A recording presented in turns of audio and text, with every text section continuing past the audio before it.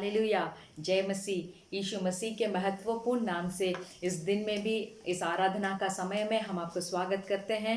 उम्मीद रखते हैं कि आप जहाँ कहीं हैं आप भले हैं, सही सलामत है, प्रभु यीशु के विश्वास में और आगे बढ़ रहे हैं। हालेलुया। तो चलिए हमारे आराधना के शुरुआत में सब लोग आंखें बंद कर दीजिए और अपने हाथों को स्वर्ग के ओर उठाकर परमेश्वर इस आराधना का समय में अपने उपस्थिति से हमें भरना है, अपने उपस्थिति से हमें भरना है, अपने आनंद से हमें भरना है, अपने खुशियों से हमें भरना है, परलोक के समाधान से हमें भरना है। हालेलुया। हम नहीं जानते हैं कि भाई और बहन कौन कौन से हालत, किस किस के हालत से आकर आप बैठे हैं, हृदय के उम्मीदों को कैसे आप लेकर आकर यहाँ बैठे हैं बोलकर हमें मालूम नहीं है। फिर भी मनुष्यों को, हृदय को जांचने वाले परमेश्वर के सामने हम इस आराधना का समय में हम बैठे हैं। परमेश्वर को मालूम है हमारा हालत क्या है बोलकर। हालेलुया। तो चलिए सब लोग आंखें बंद कर कर हम प्रार्थना करेंगे, थोड़ी देर हम स्तुति करेंगे।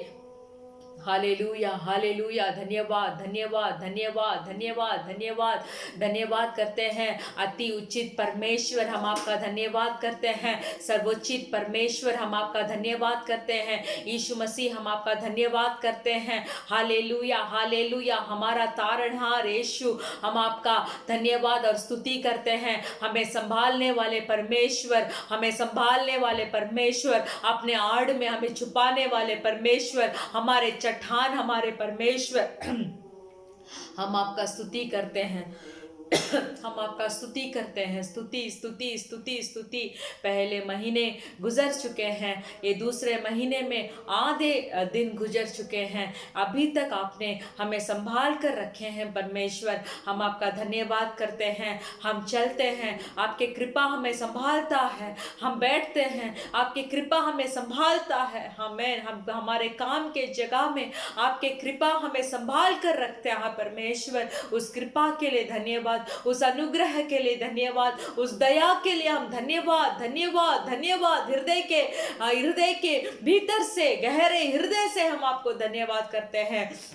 इस आराधना को आपके हाथ में समर्पण करते हैं, हमारा गीतों को आपके हाथ में समर्पण करते हैं। गीत के गाने के समय, आराधना का समय, एक एक भाई और बहन आपके उपस्थिति को महसूस करने के लिए हम प्रार्थना करते हैं। यस लॉर्ड, बंधन टूटने के लिए परमेश्वर, हालेलुया, हालेलुया, हालेलुया। बंधन टूटने के लिए, सारे श्रापित कामें उनके बीच से निकलने के लिए, हालेलुया, उनके जीवन से निकलने के लिए, हालेलुया, समाधान और खुश और समाधान से हर एक का जीवन भरने के लिए आपके उपस्थिति, आपके अभिषेक से हर एक भाई और बहन को आप भरने के लिए हम मांगते हैं परमेश्वर, विनती करते हैं। जैसे बैठे हैं वैसे उठकर नहीं जाना है परमेश्वर। एक बदलाव हमारे जीवन में आपको आराधना करने के द्वारा आना चाहिए परमेश्वर। वचन को आपके हाथों पे समर्पण करते हैं। एक अच्छे खेत की तरह हमारा हृदय को आप बनाइए परमेश्वर। खोदिए, जो जो चीज हमारा हृदय को दबा रहा हो उसको निकाल दीजिए। आपके हाथों पे समर्पण करते हैं। वचन 30, 60 और 100 गुना प्रतिफल देने के लिए एक तैयारी के साथ आपके सम्मुख में हम लोग बैठने के लिए मदद कीजिए परमेश्वर। शैतान के सारे चतुराई मिट जाने के लिए प्रार्थना करते हैं। सारे रुकावटों नासरी यीशु मसीह के नाम से दूर होने के लिए हम प्रार्थना करते हैं, धन्यवाद करते हैं। आप हमारे सामने जाइए और टेढ़ा मेढ़ा जो भी रास्ता हो उसको सीधा कर दीजिए परमेश्वर। आपके अलावा हम और किसी के ऊपर भरोसा नहीं रख सकते, हमारा भरोसा सिर्फ आप है परमेश्वर। धन्यवाद करते हैं, यीशु मसीह के नाम से मांगते हैं पिता, आमेन। Hallelujah, hallelujah. परमेश्वर भले हैं, हमारे साथ रहने वाले परमेश्वर है, आमेन। आज के दिन अगर आप बहुत बोझ के साथ हैं या बहुत कष्ट के बीच में आकर हमारा इस ऑनलाइन आराधना में आप अगर भाग ले रहे हैं तो परमेश्वर का वचन ये है कि आपका भोज सबको परमेश्वर के ऊपर डाल दीजिए, वो ही हमारा आदर मान करेगा। आमेन। हमारे जिंदगी में आश्चर्य काम करेगा। जो कोई परमेश्वर के ऊपर विश्वास रखते हैं उनके जीवन में परमेश्वर यहोवा जरूर आश्चर्य काम करेंगे। Hallelujah, hallelujah. तो चलिए तालियां बजाकर हम गाएंगे, अपना बोझ प्रभु पर डाल, कभी ना घबराना, तेरा आदर मान करेगा, आश्चर्य कर्म करेगा। तालियां बजाकर परमेश्वर के महिमा के लिए हालेलुया, हालेलुया। तो चलिए, अपना बोझ प्रभु पर डाल, कभी ना घबराना, तेरा आदर मान करेगा, आश्चर्य कर्म करेगा। अपना बोझ प्रभु पर डाल, कभी ना घबराना, तेरा आदर मान करेगा, आश्चर्य काम करेगा। भक्तों को वो भूलेगा नहीं, हमेशा उनको संभाल करेगा। भक्तों को वो भूलेगा नहीं, हमेशा उनको संभालेगा। अपना बोझ प्रभु पर डाल, कभी ना घबराना, तेरा आदर मान करेगा, आश्चर्य काम करेगा। तारणहारा हमारे शरण, साथ में लेकर चलता है। तारणहारा हमारी शरण, साथ में लेकर चलता है। अपना बोझ प्रभु पर डाल, कभी ना घबराना, तेरा आदर मान करेगा, आश्चर्य काम करेगा। माता पिता यदि छोड़ देवे, वो तो गले से लगाएगा। माता पिता यदि छोड़ देवे, वो तो गले से लगाएगा। मेरा बोझ प्रभु पर डाल दिया, कभी ना घबराऊंगा, मेरा आदर मान करेगा, आश्चर्य काम करेगा। मेरा बोझ प्रभु पर डाल दिया, कभी ना घबराऊंगा, मेरा आदर मान करेगा, आश्चर्य काम करेगा। प्रभु हमारे साथ रहे, सामना कौन कर पाएगा। प्रभु हमारे साथ रहे, सामना कौन कर पाएगा। मेरा बोझ प्रभु पर डाल दिया, कभी ना घबराऊंगा, मेरा आदर मान करेगा, आश्चर्य कर्म करेगा। पूरा समर्पण उसको करे, वो ही सब कुछ देखेगा। पूरा समर्पण उसको करे, वो ही सब कुछ देखेगा। मेरा बोझ प्रभु पर डाल दिया, कभी ना घबराऊंगा, मेरा आदर मान करेगा, आश्चर्य कर्म करेगा। अपना बोझ प्रभु पर डाल दिया, अब क्यों घबराऊंगा, वो ही आदर मान करेगा, मेरे जीवन में आश्चर्य कर्म करेगा। विश्वास के साथ बोलिए, मेरा बोझ प्रभु पर डाल दिया, अब क्यों घबराना,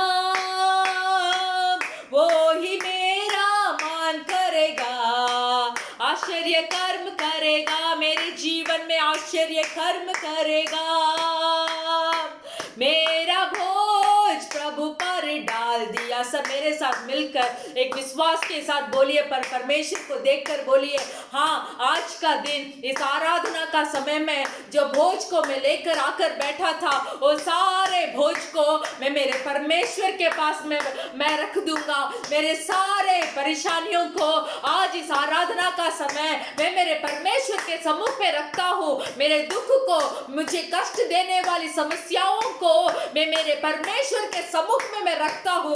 बोलिए, जो जो चीज आपको आज दिन कष्ट देता है, हालेलुया, जो बहुत परेशानियों के बीच में आपको लेकर जाकर रखता है, जो कहावतें, जो चीजें, जो समस्याएं जो है, जो आपको बोझ जैसे बन गई है, जो आपको बहुत कष्ट देता है, जो आपको बहुत दुख देता है, वो सबको आज परमेश्वर के सम्मुख में रख दीजिए। बोलिए, हाँ परमेश्वर, ये सारे संसारिक समस्याओं को जो मुझे बहुत भारी लगती है, वो चीजों को आज मैं आपके सम्मुख में रखता हूँ। मुंह खोलकर बोलिए, मैं आपके सम्मुख में रखता हूँ, क्योंकि मुझे विश्वास है आपके ऊपर, आपके वचन के ऊपर मुझे विश्वास है, क्योंकि आपके वचन बताती है, वे भोज उठाने वालों आओ, आपके भोज को सब मेरे ऊपर रख दो। Hallelujah, hallelujah, hallelujah. तो आज आपको मुंह खोलकर आपके जीभ से आप बताइए, हाँ मुझे कष्ट देने वाले सारे समस्याओं को, मेरे ऊपर जो बहुत भारी भोज जैसे जो मैं महसूस करता हूँ, उसको सब आकर मैं आपके सम्मुख में मैं रखता हूँ। Hallelujah, hallelujah. ऐसे मुंह से परमेश्वर के ऊपर का जो विश्वास है, जब आप बोलते रहेंगे, जब बोलते रहेंगे, वचन को स्मरण कर कर आपके मुंह से बहुत ज्यादा शब्द उठाकर, आवाज उठाकर जब आप बोलते रहेंगे, तब वो एक बड़ा ताकत हमें बन जाता है। मेरे प्रिय भाइयों और बहनों, तो आज आपके सारे बोझ को परमेश्वर के ऊपर रख दीजिए और बोलिए, परमेश्वर अभी मैं इसके बारे में मैं चिंता नहीं करूंगा, क्योंकि एक बड़ा चट्टान आप मेरे लिए हैं। आप मेरा मार्ग है, आप मेरे सत्य है, आप मेरे जीवन है, आप सब कुछ मेरे लिए आप संभाल देंगे। हालेलुया। तो चलिए हम दूसरा गीत भी विश्वास के साथ, यीशु तू ही मेरा मार्ग सत्य जीवन है। आमेन। यीशु तू ही मेरा मार्ग सत्य जीवन, तू ही प्रभु देता मुझे आत्मा का बल। यीशु तू ही मेरा मार्ग सत्य जीवन, तू ही प्रभु देता मुझे आत्मा का बल। यीशु ही जीवन है और मार्ग है, यीशु ही जीवन है और प्रेम है, यीशु ही जीवन है और मार्ग है, यीशु ही सत्य है और प्रेम है। यीशु तू ही मेरा मार्ग सत्य जीवन, तू ही प्रभु देता मुझे आत्मा का बल। तूने जो मुझसे प्रेम किया, प्रेम के बदले जीवन दिया, तूने जो मुझसे प्रेम किया, प्रेम के बदले जीवन दिया, सामर्थ दिया, भरोसा दिया और दी जिंदगी, सामर्थ दिया, भरोसा दिया और दी जिंदगी। यीशु तू है मेरा मार्ग सत्य जीवन, तू ही प्रभु देता मुझे आत्मा का बल। तूने जो मुझ पर दी है कृपा और मुझ में दी है दया, तूने जो मुझ पर की है कृपा और मुझ में दी है दया, आनंद दिया, धीरज दिया, कितना भलाई किया, आनंद दिया, धीरज दिया, कितना भलाई किया। यीशु मार्ग सत्य जीवन, तू ही प्रभु देता मुझे आत्मा का बल। यीशु तू है मेरा मार्ग सत्य जीवन, तू ही प्रभु देता मुझे आत्मा का बल। यीशु ही जीवन है और मार्ग है, यीशु ही सत्य है और प्रेम है। यीशु ही जीवन है और मार्ग है, यीशु ही सत्य है और प्रेम है। तूने जो मुझसे प्रेम किया, प्रेम के बदले जीवन दिया। तूने जो मुझसे प्रेम किया, प्रेम के बदले जीवन दिया। सामर्थ दिया, भरोसा दिया और दी जिंदगी। सामर्थ दिया, भरोसा दिया और दी जिंदगी। यीशु तू है मेरा मार्ग सत्य जीवन, तू ही प्रभु देता मुझे आत्मा का बल। Hallelujah, hallelujah, hallelujah. देखिए, जब हमारे सारे समस्याओं को जो हमें परेशानी देती है, जो सारे दिक्कत जो हमें बहुत बड़े बोझ बनकर जब बैठ जाता है हमारे हृदय के ऊपर, जब हम परमेश्वर के सम्मुख में जाकर उसको सब बताकर, हे परमेश्वर यहोवा ये सारी चीज़ मुझे बहुत दुख पहुंचाती है, तो मैं आपके सम्मुख में रख देता हूँ, आप इसको संभालिए बोलकर जब विश्वास के साथ वो काम को हम करते हैं, तो परमेश्वर हमारे ऊपर प्रिय होकर हमारे आत्मा में वो बल देते हैं, वो सारे समस्याओं को जीतने का बल हमें देते हैं। हालेलुया। वो सारे परेशानियों के बीच में एक राह को हमारे लिए खोलते हैं, खोलकर जितना भी कष्ट हो वो कष्ट के मध्य में एक रास्ता तो निकाल देते हैं। वही है हमारे परमेश्वर यहोवा सच्चा खुदा जो हम दंडवत कर रहे हैं। Hallelujah, hallelujah. तो कभी मत सोचिए कि ये जीवन में इतना बड़ा कष्ट मेरे को क्यों है बोलकर, क्योंकि हमारे कष्ट को उस क्रूस पर इस 2020 साल के पहले ही हमारे सारे परेशानियों को उनके ऊपर ले लिया, हमारे सारे कष्टों को उनके ऊपर उस क्रूस पर उन्होंने जीता है मेरे प्रिय भाइयों और बहनों।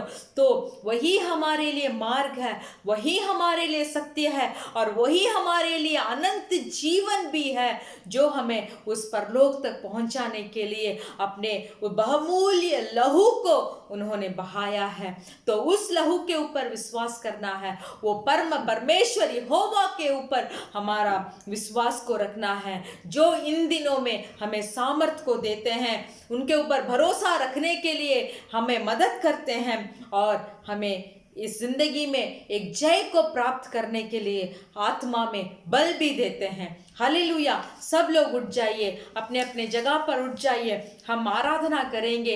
Hallelujah, hallelujah. देश देश के ऊपर परमेश्वर के अधिकार होने के लिए, राज्य के ऊपर परमेश्वर के अधिकार होने के लिए हम परमेश्वर की आराधना करेंगे। हालेलुया। एक जवान पीढ़ियों देश देश के ऊपर, हमारे देश, आपके देश, इस संसार में जितने भी देश है, वहां परमेश्वर की हाथ बढ़ने के लिए हम सब मिलकर प्रार्थना के साथ इस गीत को गाएंगे। Amen. Hallelujah, hallelujah, hallelujah, hallelujah. अभिषेक के साथ, बड़े अधिकार के साथ जवान पीढ़ी को उठने दे। अभिषेक के साथ, बड़े अधिकार के साथ जवान पीढ़ी को उठने दे। राज्यों को हम झुकाएंगे, देशों को हम फिराएंगे। राज्यों को हम झुकाएंगे, देशों को हम फिराएंगे। अभिषेक के साथ, बड़े अधिकार के साथ जवान पीढ़ी को उठने दे। अभिषेक के साथ बड़े अधिकार के साथ जवान पीढ़ी को उठने दे। राज्यों को हम झुकाएंगे, देशों को हम फिराएंगे। राज्यों को हम झुकाएंगे, देशों को हम फिराएंगे। अभिषेक के साथ बड़े अधिकार के साथ जवान पीढ़ी को उठने दे। अभिषेक के साथ बड़े अधिकार के साथ जवान पीढ़ी को उठने दे। दूतों को उतरते हुए देखता हूँ मैं, अभिषेक उतरते हुए देखता हूँ मैं। एक विश्वास के साथ, दूतों को उतरते हुए देखता हूँ मैं, अभिषेक उतरते हुए देखता हूँ मैं। राज्यों को हम झुकाएंगे, देशों को हम फिराएंगे। राज्यों को हम झुकाएंगे, देशों को हम फिराएंगे। अभिषेक के साथ बड़े अधिकार के साथ जवान पीढ़ी को उठने दे। एक विनती के साथ हम आराधना करेंगे। अभिषेक के साथ बड़े अधिकार के साथ जवान पीढ़ी को उठने दे। अभिषेक उतरता भी सुसमाचार का सामर्थ्य ही। अभिषेक उतरता ही सुसमाचार का सामर्थ्य ही। राज्यों को हम फिराएंगे, देशों को हम फिराएंगे। राज्यों को हम झुकाएंगे, देशों को हम फिराएंगे। राज्यों को हम झुकाएंगे, देशों को हम फिराएंगे। राज्यों को हम झुकाएंगे, देशों को हम फिराएंगे। पौलुस समान बदल मुझे, राज्यों को मन फिराने में। पौलुस समान बदल मुझे, राज्यों को मन फिराने में। पौलुस समान बदल मुझे, राज्यों को मन फिराने में। पौलुस समान बदल मुझे, राज्यों को मन फिराने में। Hallelujah, hallelujah. ओ राबा बाबा रागा दुना माशिका दुना माला राबा बाबा बाबा। ओ राखा राबा शगा दुना माला राबा बाबा। पवित्र आत्मा, पवित्र आत्मा, पवित्र परमेश्वर यहोवा। Hallelujah, hallelujah. एक बड़े अभिषेक के साथ और बड़े अधिकार के साथ इस राज्य को झुकाने में और राज्य के देश को आपके पांव तले फिराने में हम जैसे हैं मनुष्यों को। Hallelujah, hallelujah. आपके द्वारा उधार प्राप्त किए हुए मनुष्यों को और राबा बादशाह दुना माला राबा आप प्रयोग कीजिए। मेरे प्रिय भाई और बहनों, कोई भी चुप ना रहिए। आपके मन में या तो आपके मुंह में बोलिए, एक पौलुस समान मुझे प्रयोग करे परमेश्वर, एक पौलुस समान मुझे प्रयोग करे। हालेलुया। सुसमाचार बताने के लिए प्रयोग करे, यीशु के बारे में बताने के लिए मुझे प्रयोग करे, मुझे प्रयोग करे। हालेलुया। रिखा बादशाह दुना माला रबा।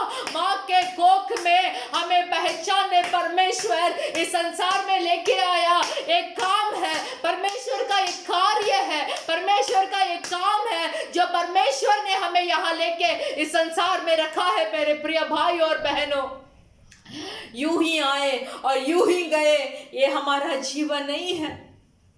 परमेश्वर ने जो काम के लिए हमें उद्धार किया है, उस उद्धार का एक मतलब है, उस उद्धार के लिए एक काम है जो परमेश्वर ने हमारे जिंदगी में हमारे लिए रखे हैं। आमेन, आमेन, हालेलुया। पौलुस समान मुझे बदल परमेश्वर, सुसमाचार बताने में मुझे प्रयोग कर परमेश्वर। उसके लिए आपके अभिषेक से आज मुझे भर परमेश्वर। Hallelujah. Thank you Lord, thank you Lord, thank you. धन्य धन्य धन्य धन्य परमेश्वर, राज्य राज्यों के लिए प्रार्थना करने में, देश देशों को के लिए प्रार्थना करने में परमेश्वर मुझे एक योग्य पात्र बना। धन्यवाद, मुझे एक योग्य पात्र बना। धन्यवाद धन्यवाद धन्यवाद, क्योंकि आप मेरे बल है परमेश्वर, आप मेरे बल है, आप मेरे बल है परमेश्वर। धन्यवाद। तू मेरा बल है प्रभु, तू मेरा बल है प्रभु, तू मेरा बल है प्रभु, तू सर्व बल है प्रभु, तू मेरा बल है प्रभु, तू मेरा बल है प्रभु,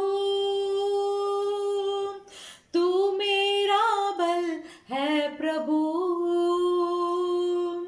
तू सर्व बल है प्रभु। उठती लहरों में, डूबती नैया में, तू ही है मेरा कप्तान। यीशु को देखकर बोलिए, उठती लहरों में, डूबती नैया में, तू ही है मेरा कप्तान। संग मेरे इस दर पर आ, तू ही है मेरा कप्तान। संग मेरे इस दर पे आ, तू मेरा बल है प्रभु, तू मेरा बल है प्रभु, तू मेरा बल है प्रभु, तू मेरा बल है प्रभु, तू मेरा बल है प्रभु, तू मेरा बल है प्रभु, तू मेरा बल है प्रभु, तू सर्व बल है प्रभु।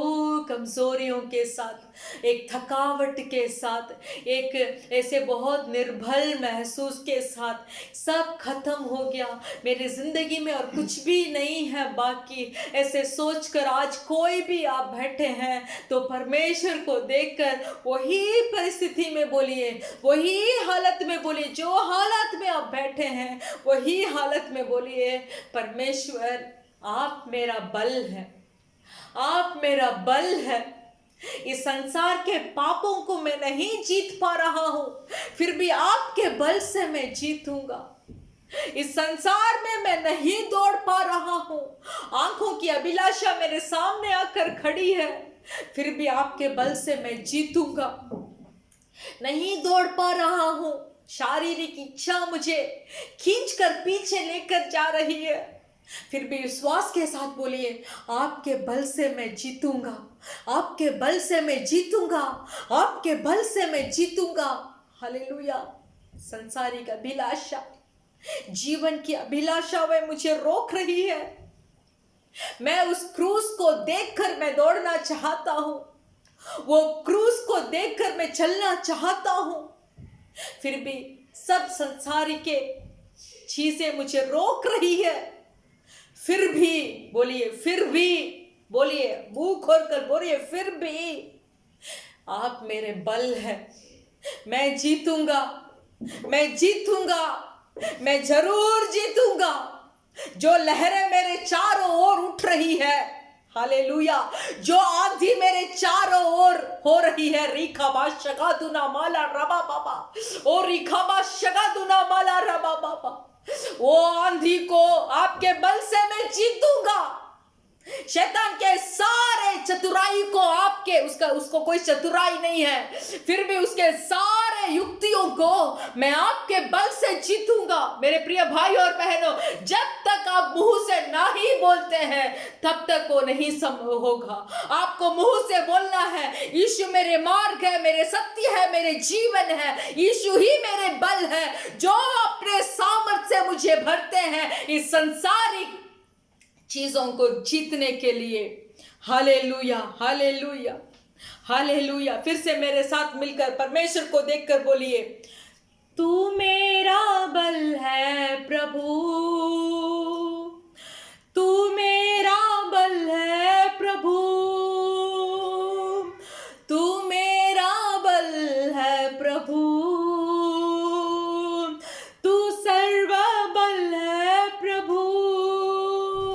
उठती लहरों में, डूबती नैया में, उठती लहरों में, डूबती नैया में, तू ही है मेरा कप्तान, संग मेरे इस दर पे आ, यस लॉर्ड, तू ही है मेरा कप्तान,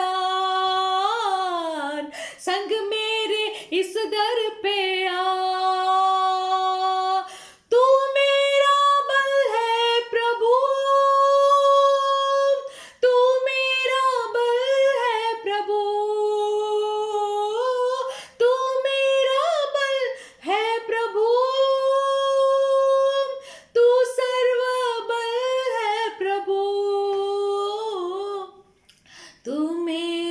बल है प्रभु, तू मेरा बल है प्रभु, तू मेरा बल है प्रभु, तू सर्व बल है प्रभु। जब मैं थका गिरा और निर्बल भी हुआ, जब मैं थका गिरा और निर्बल भी हुआ, तूने ही चंगा किया। यहोवा शाबोत मेरा, तूने ही चंगा किया। यहोवा शाबोत मेरा। फिर से मेरे साथ मिलकर बोलिए, थके हुए परिस्थिति में, निर्बल के परिस्थिति में परमेश्वर को बोलिए कि आपने मुझे चंगा किया। आप मेरा यहोवा शाबोत है जो आपने मुझे चंगा किया। मेरे निर्बल में बल आप है, मेरे थकावट में बल आप है, मेरे निर्बल में सामर्थ आप है, मेरे अविश्वासी स्थितियों पे बल आप है, मेरे विश्वास आप है। बोलते रहिए, रीखा वा शगा दुना माला राबा बाबा, परमेश्वर मेरा मार्ग और मेरा सत्य और मेरा जीवन है। बोलते रहिए, रीगा वा शगा दुना माला राबा और राखा शगा दुना। एक विशेष बल से आज परमेश्वर हमें भर रहे हैं, क्योंकि हम मुंह खोलकर बोल रहे हैं कि आप मेरा बल है, आप मेरे विश्वास है, आप मेरा दृढ़गढ़ है, आप मेरे सामर्थ है, आप मेरे जीवन है, आप मेरे मार्ग है। Hallelujah, hallelujah, hallelujah. आपके लिए और मेरे लिए परमेश्वर ने उस क्रूस पे हमारा धर्म के कारण, हमारा बलहीन के कारण, हमारे पाप के कारण, मेरा श्राप के कारण उस क्रूस में अपना बहुमूल्य लहू को बहाया, क्योंकि हम बल प्राप्त करें, क्योंकि हम सामर्थ प्राप्त करें। हालेलुया। उस एक ही लहू है जो हमारे लिए एक वाचा है। वो लहू जो हमें बचाता है, वो लहू जो हमें बल के ऊपर बल देता है। आमीन।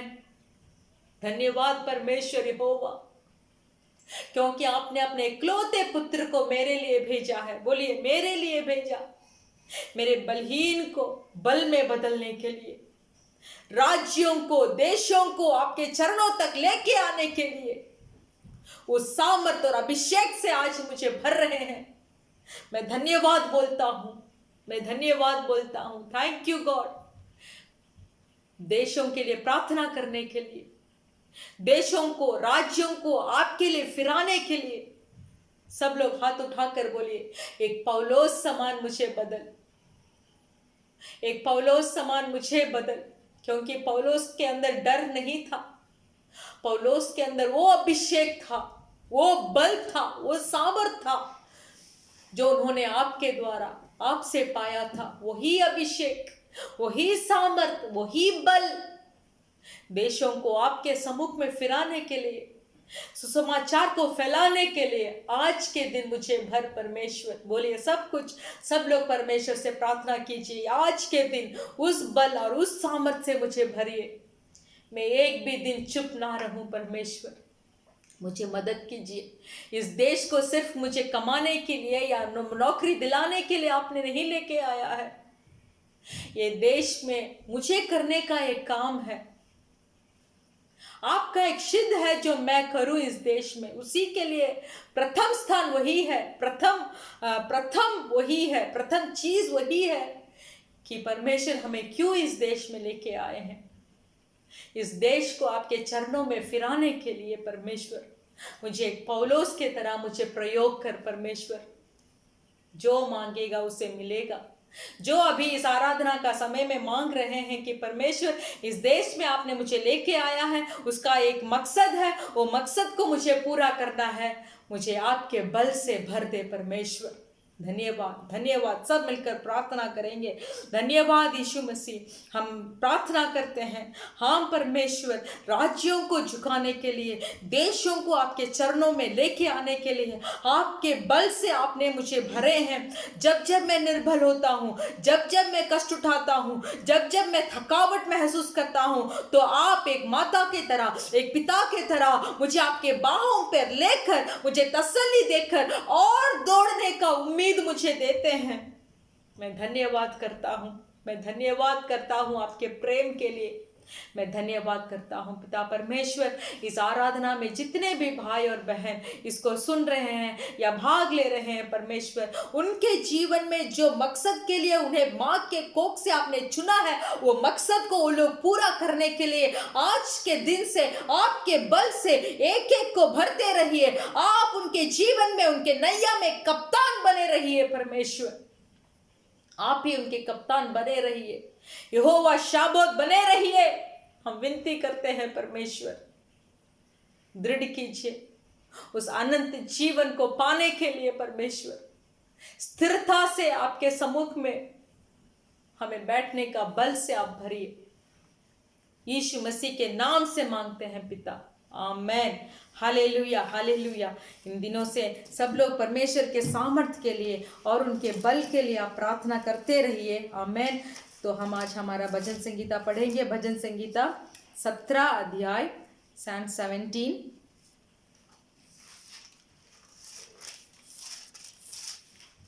आमेन। अत्याचारी से बचाने के लिए प्रार्थना, दाऊद की प्रार्थना। हे यहोवा परमेश्वर, सच्चाई के वचन सुन, मेरी पुकार की ओर ध्यान दे, मेरी प्रार्थना की ओर जो निष्कपट मुंह से निकलती है कान लगा। मेरे मुकदमे का निर्णय तेरे सम्मुख हो, तेरी आंखें न्याय पर लगी रहे। तूने मेरे हृदय को जांचा है, तूने रात को मुझे देखा है, तूने मुझे परखा परंतु कुछ भी खोटापन नहीं पाया।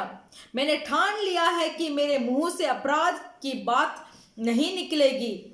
मानवीय कामों में मैं तेरे मुंह के वचन के द्वारा कुरों की सी चाल से अपने को बचाए रहा। मेरे पाँव मेरे पत्थों में स्थिर रहे, फिसले नहीं। हे ईश्वर, मैंने तुझसे प्रार्थना की है क्योंकि तू मुझे उत्तर देगा। अपना कान मेरी ओर लगाकर मेरी विनती सुन ले। तू जो अपने दाहिने हाथ के द्वारा अपने शरणागतों को उनके विरोधियों से बचाता है, अपनी अद्भुत करुणा दिखा। अपनी आंखों की पुतली के समान सुरक्षित रख, अपने पंखों के तले मुझे छिपा रख। उन दुष्टों से जो मुझ पर अत्याचार करते हैं, मेरे प्राणों के शत्रुओं से जो मुझे घेरे हुए हैं, उन्होंने अपने हृदय को कठोर किया है, उनके मुंह से घमंड की बातें निकलती है। उन्होंने पग पग हमको घेरा है, वे हमको भूमि पर पटक देने के लिए घात लगाए हुए हैं। वह उस सिंह के समान है जो अपने शिकार का लालसा करता है और जवान सिंह के समान घात लगाने के स्थानों में बैठा रहता है। उठ ये यहोवा, उसका सामना कर और उसे पटक दे। अपनी तलवार के बल से मेरे प्राण को दुष्ट से बचा ले। अपना हाथ बढ़ाकर ये यहोवा मुझे मनुष्यों से बचा, अर्थात संसारी मनुष्यों से जिनका भाग इसी जीवन में है और जिनका पेट तू अपने भंडार से भरता है। वे बाल बच्चों से संतुष्ट है और शेष संपत्ति अपने बच्चों के लिए छोड़ जाते हैं। परंतु मैं तो धर्मी होकर तेरे मुख का दर्शन करूंगा। जब मैं जाऊंगा तब तेरे स्वरूप से संतुष्ट होऊंगा। हालेलुया। इस अधिकार का 7वां और 8वां वचन देखिए, तू तो अपने दाहिने हाथ के द्वारा अपने शरणागतों को उनके विरोधियों से बचाता है। अपने अद्भुत करुणा दिखा, अपनी आंखों की पुतली के समान सुरक्षित रख, अपने पंखों तले मुझे छिपा रख। आमेन, आमेन। इस परिस्थिति में परमेश्वर ही हमारे लिए सुरक्षित स्थान है। परमेश्वर ही हमें अपने आंखों की पुतली के तरह संभाल कर रखने वाले एक ही खुदा है। वही परमेश्वर यीशु मसीह के अलावा हमें संभालने वाले, हमें सुरक्षित रखने वाले, हमें अपने आड़ में छिपा कर हमें संभालने वाले परमेश्वर एक ही चट्टान यीशु मसीह ही है। तो आपके सब भरोसा को परमेश्वर यहोवा के ऊपर रखकर उनके लिए इंतज़ार करिए, परमेश्वर आपको सुरक्षित रखेंगे। हालेलुया। तो चलिए सब अपने आंखों बंद कर कर हम इस अच्छे भजन संगीता के लिए हम प्रार्थना करेंगे, धन्यवाद बोलेंगे कि परमेश्वर हमें अपने आंखों की पुतली की तरह संभाल कर रखते हैं। और हमारे सब देशों के लिए हम प्रार्थना करेंगे। धन्यवाद यीशु मसीह, धन्यवाद यीशु मसीह। जब आप आपके भोजन से हमें भरते हैं तो हम संतुष्ट हो जाते हैं। सिर्फ हम संतुष्ट नहीं, हमारे बाल बच्चों भी संतुष्ट होते हैं, हमारे परिवार भी संतुष्ट होते हैं। इन अंतिम दिनों में जितने भी दुर्घटना हो रही है, जितने भी महामारियों और आगे बढ़ रही है, बढ़ती जा रही है, ये सारे स्थितियों में सिर्फ आप ही हमें संभाल कर रख सकते हैं। आप ही हमें आपके आंखों की पुतली के तरह हमें संभाल सकते हैं। और कोई भी बचावत हमारे लिए नहीं है, सिर्फ आप ही हमें बचा सकते हैं। इस दिन में हम इस संसार के सारे देशों के लिए हम प्रार्थना करते हैं। परमेश्वर सारे देश आपके बारे में जानकारी होकर आपके सम्मुख आने के लिए हम प्रार्थना करते हैं। विशेष कर इस कतार देश के लिए हम प्रार्थना करते हैं, जो देश को आपने हमें आशीर्वाद के लिए दिया है। परमेश्वर इस देश, परमेश्वर सब परमेश्वर, ये महामारी बहुत आगे बढ़ रही है। बहुत सारे अभी इस अस्पताल में भर्ती हुए हैं, बहुत लोग इस रोग के वजह से कष्ट उठा रहे हैं। हम इस महामारी के लिए हम विनती करते हैं परमेश्वर, सर झुकाकर हमारे पाप के ऊपर माफ चाहकर आपके द्वार पर हम खड़े हैं। माफी चाहते हैं हमारे अपराधों के लिए और गुनाह के लिए। फिर से आप इस देश के ऊपर आपकी दया कीजिए, इस महामारी से हमें एक छुटकारा दीजिए। हमारा कलीसिया जल्दी ही खोलना है परमेश्वर, फिर से बंद नहीं होना है परमेश्वर। ये सिर्फ आपके अनुग्रह और आपके दया से ही हो पाएगा। आप एक शब्द बताइए, एक शब्द बताइए, काफी है हमारे देश के लिए। विनती करते हैं परमेश्वर, जो इस रोग के वजह से अवस्था उठा रहे हैं परमेश्वर, अपने रोग के बिस्तर को बदलने के लिए प्रार्थना करते हैं परमेश्वर। आपके आगमन बहुत समीप है, बहुत समीप है। आप जल्दी ही आने वाले हैं। जो उधार आपने हमें दिया है, उस उधार का कटोरा को संभल कर रखने के लिए, जो चीज के लिए, जो मकसद के लिए आपने हमें उधार दिया है, वो मकसद को हम लोग पूरा करने के लिए मदद कीजिए। देश के सब लोग यीशु मसीह ही जिंदा खुदा है बोलकर जानकारी होने के लिए मदद कीजिए। हम दया से विनती करते हैं, हम घट कर विनती करते हैं। आप एक शब्द बोलिए, काफी है परमेश्वर। धन्यवाद करते हैं, यीशु मसीह के नाम से मांगते हैं पिता, आमेन। हालेलुया। हमारा कलीसिया का हमारा कलीसिया का सूचना ये है कि हमारा कलीसिया का आराधना हर शुक्रवार के दिन शाम को 4 बजे से 6 बजे तक होता है। मेरे प्रिय भाई और बहनों, परमेश्वर के वचन सुनने के लिए सुबह से सब काम को ख़त्म कर कर एक तैयारी के साथ, जैसे आप कलीसिया में आकर बैठते हैं, परमेश्वर हमें दिन और रात अपने आंखों हमारे ऊपर रखे हैं बोलकर एक डर और भय के साथ परमेश्वर के सम्मुख में आकर बैठ जाइए। परमेश्वर के वचन को सुनिए। इस अंतिम दिनों में वचन ही हमें बचाएगा बोलकर बहुत बड़ा विश्वास के साथ परमेश्वर के वचन को सुनने में तैयारी के साथ आप आकर बैठ जाइए। हम विनती करते हैं, इस ऑनलाइन आराधना को आपके दोस्तों को भी आप शेयर कीजिए ताकि वो भी उद्धार प्राप्त करे। आमेन, हालेलुया। तो चलिए हमारे वचन की ओर, संदेश की ओर हम ध्यान करेंगे। ஹல்லேலூயா. हालेलुया। இந்த நாளும் ஆண்டவர் இயேசு கிறிஸ்து நாமத்தில் உங்களை ஒவ்வொருவரையும் வாழ்த்திக் கொள்கிறோம். इस दिन में भी परमेश्वर यीशु मसीह के नाम से हम हर एक को हम स्वागत करते हैं। தொடர்ந்து தேசங்களுக்காக அதிகமாய் ஜெபித்துக் கொள்ளுங்கள். लगातार देशों के लिए अच्छा से प्रार्थना कीजिए। கர்த்தர் உங்களுடைய வாழ்க்கையில் பெரிய காரியங்களை செய்வார். परमेश्वर आपके जीवन में भी बहुत बड़ा काम करेंगे। நாம் अनेक காரியங்களை கேள்விப்படுகிறோம். हम बहुत सारे समाचार को सुन रहे हैं। ஒவ்வொன்றுக்கும் நீங்கள் ஜெபித்துக் கொள்ளும்படியாக கேட்டுக்கொள்கிறோம். तो जो बात के लिए आप सुन रहे हैं उस बातों के लिए आप प्रार्थना कीजिए। நாம் இந்த காலங்களில் பாதுகாப்பாய் இருப்பதே इन दिनों में हम सुरक्षित अभी रह रहे हैं, அந்த தேசங்களுக்காக ஜெபிப்பதற்காக தான். तो इसका मतलब ये है कि हम देशों के लिए हमें प्रार्थना करना चाहिए। உணர்ந்த பிள்ளைகளாக उसे समझकर நம் தேசங்களுக்காக ஜெபிக்கிறவர்களாக இருக்க வேண்டும். तो हमें देशों के लिए हमें प्रार्थना करना चाहिए। கர்த்தர் உங்களை கொண்டு பெரிய காரியங்களை செய்வார். परमेश्वर आपको लेकर बड़ा काम करे। இந்த நாள் நம்ம வேத வார்த்தைக்கு நேராக கடந்து इस செல்லலாம். दिन में भी हम हमारे संदेश के ओर हम ध्यान करेंगे। நாம் வாசிக்கலாம் எஸ்தரின் புஸ்தகம் 4வது அதிகாரம். हम पढ़ सकते हैं एस्तर का पुस्तक का 4था अध्याय 14 இருந்து 17 வரை உள்ள வசனங்கள்.